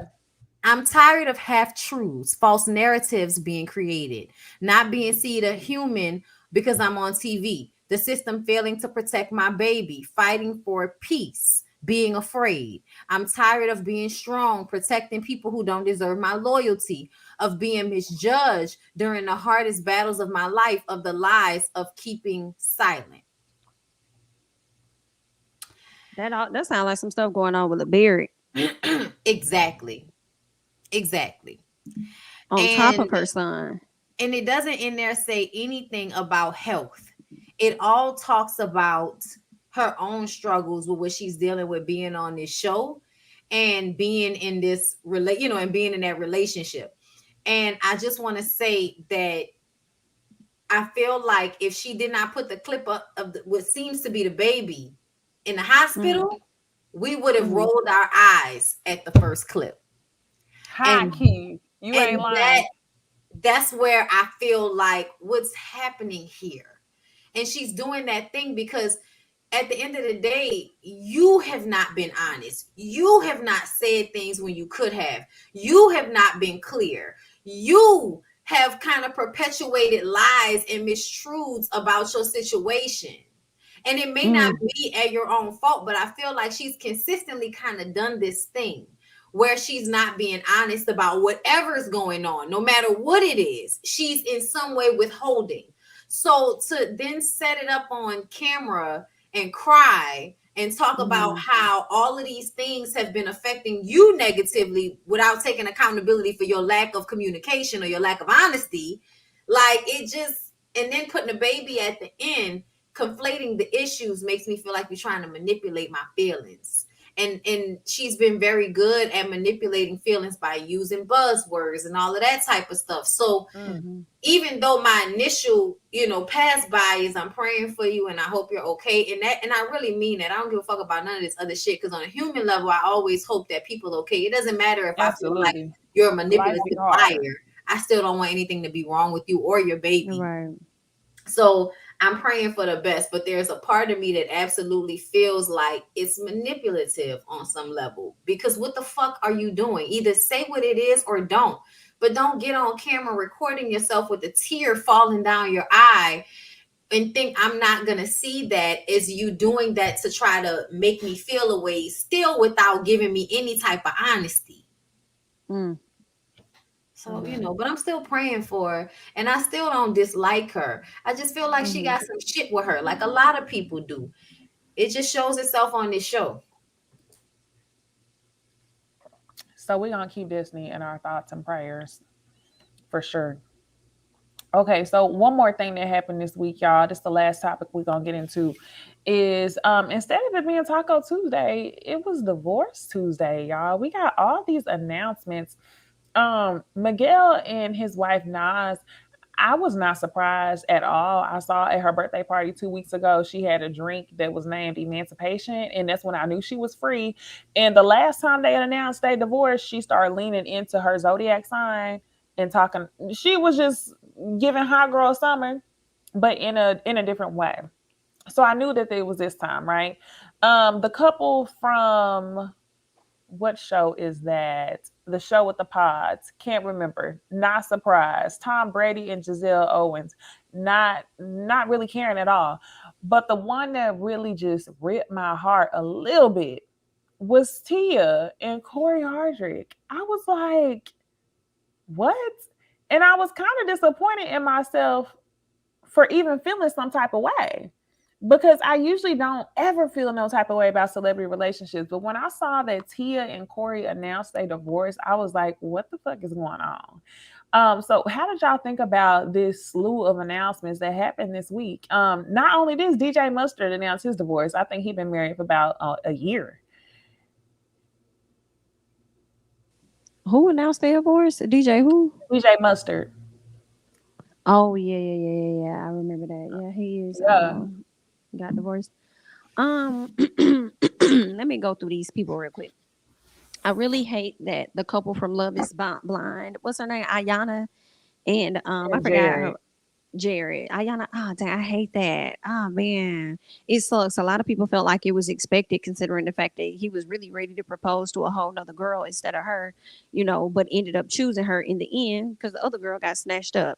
But I was still hoping that they were gonna make it for the long haul, and it just didn't work out like that. So hopefully they can go on, be happy. Tom Brady and his wife Giselle divorcing. Very interesting. I do wonder what it's about, considering the fact that at the top of the year he said that he was going to retire and then turn around 2 months later saying he's back in the league. So I'm like, which one is it? Were you supposed to take a break to, focus on the family, and you're not giving her that? Which is the reason why y'all been living in separate houses after a big fight. Wondering about that. Is it about the family or what the hell? And I'll be mad if I was her, if I done sat up here and dedicated so much of my life to help you become who you are and raise our kids and stuff. And then now it's your turn in return to be a family man, and you out here still trying to run your bones into the ground. Like, I'll feel away too, but get your check, ma'am.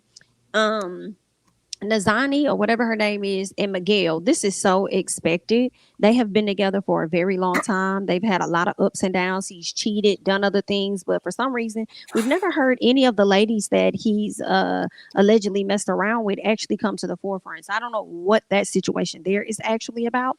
But what I will say is when she was on that show over there on E or whatever, Platinum Life or Platinum whatever it Life. was, she really wanted to be married to him, and it seems like he was dragging his feet. So it wasn't until years later that they actually ended up getting engaged and married or whatever. But I'm like, girl, you should have known a long time ago that this wasn't gonna be nothing. So now that you've come to this place, but because I feel like there was friction where they were about to announce their divorce earlier this year.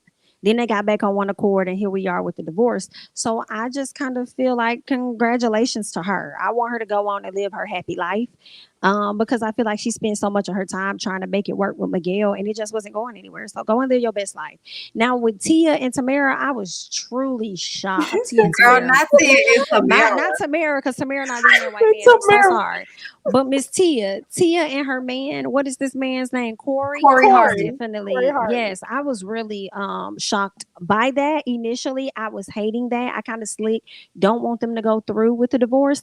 But I when I don't watched either. the reel on her page, Corey don't seem like he's been present when it comes to their relationship. When you look at the reels, the videos and stuff, it's like she seems to be more in love with her husband than he is with her. And the audio she used for the reel that's surfacing is the "I Will Wait for You" by Drake now. It kind of makes me think that she's waiting for him to rise to the occasion emotionally, and he has yet to do that, which is why she's getting this divorce now. Because I don't really think he cheated, but I mean, I feel like it's a Chris I and hate it. Monique type of situation.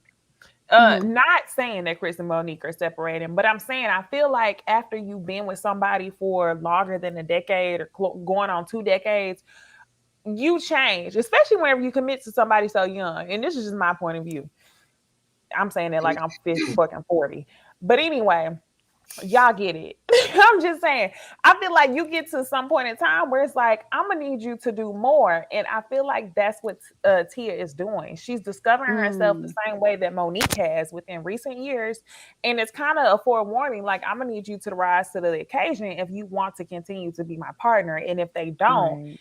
that's where you have to choose yourself. So I don't think he did anything either. I think Tia just chose herself, which is what I'm starting to realize. And that's low key the only reason why I'm like, okay. Before I was like, girl, don't leave. It's too soon. Don't do it. But now I'm kind of like, I get it. Mm. Girl, I've been good with it since I heard it. I ain't even gonna lie. Like, I'm gonna keep it a buck. Damn. And I love both of them. Like I watched Corey Hardwick on All American. Like I've been rooting for him and everything. But when people have been together as long as they've been together, separate, it's because they've grown apart. It's because they just don't feel it. And there's nobody to be mad at in that. It just happens. And I feel like in social media and nowadays, y'all think every time people break up, it's because of some huge betrayal, when really the reality of the situation is that people grow apart. And when they grow apart, it means they get bored with each other and they can't reignite what makes them want to be together. So it seems better to be apart. So for me, I feel like with Miguel and old girl, I think they thought the wedding would reignite that. And maybe for a minute it did, but then it was out again. And then they thought they was going to divorce and then they got right back together. And now it's about to be all over. You know what I'm saying? Because essentially people who love each other still love each other. And I talked about this earlier because somebody was like, you can't trust social media. It's all fake. And I'm like, I don't think everything these people show on social media is fake. I just think that's how they feel in the moment. And we have a Yeah. whole bunch of other moments after that. Yeah. Those moments don't always need to be for public consumption. And I think everybody should understand that. When it comes to Giselle and Tom Brady, I feel like we can tell like what this is with them. She wants an actual partner, and Tom Brady is too stuck being Tom Brady. Like Mhm. once you are a football player that is worshipped on that level, it's hard to give that up, especially if you can still do it. And your wife wants a fucking partner. She wants somebody that's gonna be there, somebody she can spend time with, go on trips with, and live her life with after modeling for all of those damn years. And you want to continue to work. So now she wants to probably either go be with somebody who actually will enjoy life with her, or she wants to just be single and have fun. But either way, it's not staying at home waiting for the football player to get off from work. Like that's just Right. not the life Giselle wants. I could tell. I agree. And then with these two from Married, whatever the fuck that show was, they Love and wasn't Love. never gonna stay together because he chose her because he thought that was the right thing to do when that white girl didn't want him. Yeah, that that's what it was. Never gonna work out. So yeah. I hope that all of these ladies come together and form a support group. I really do. Because a lot of this is very much given, you know, I choose me and my star voice. But yeah, okay. So, I still got one more thing to show. One last thing to show when speaking about the divorces. Let me pull this up one more time. You know, the Twitter detectives was trying to find interviews of Tia because she's been posting on social media. They was trying hard. That shit was so funny. People I was just in New York this past weekend. 2 people told me in New York that I was glowing. What's the difference? What is it? You know what it is? It's self-love. Okay. I'm really, really just focusing on setting boundaries. And they're hard to do sometimes. Very. I mean, I'm in my 40s and I'm just now learning. 40 where, but continue.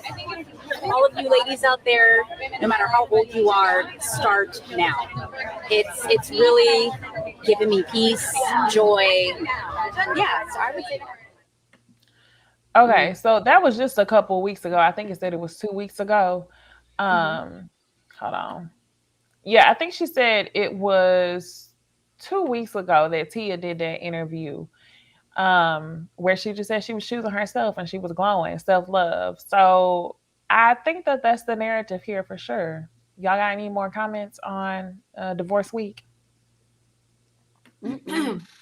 Shit happens, B. People get divorced every day, B. Stop linking yourself to these people's relationships. And also stop thinking just because you don't see every bad moment that their relationships aren't genuine. People just don't need to show you everything and you don't need to see everything. Because I feel like social media be looking for shit because they want to see it. When essentially everything ain't for your consumption, whether you don't like it or not, like everything ain't for you to see. So just get over it. But yeah, people break up.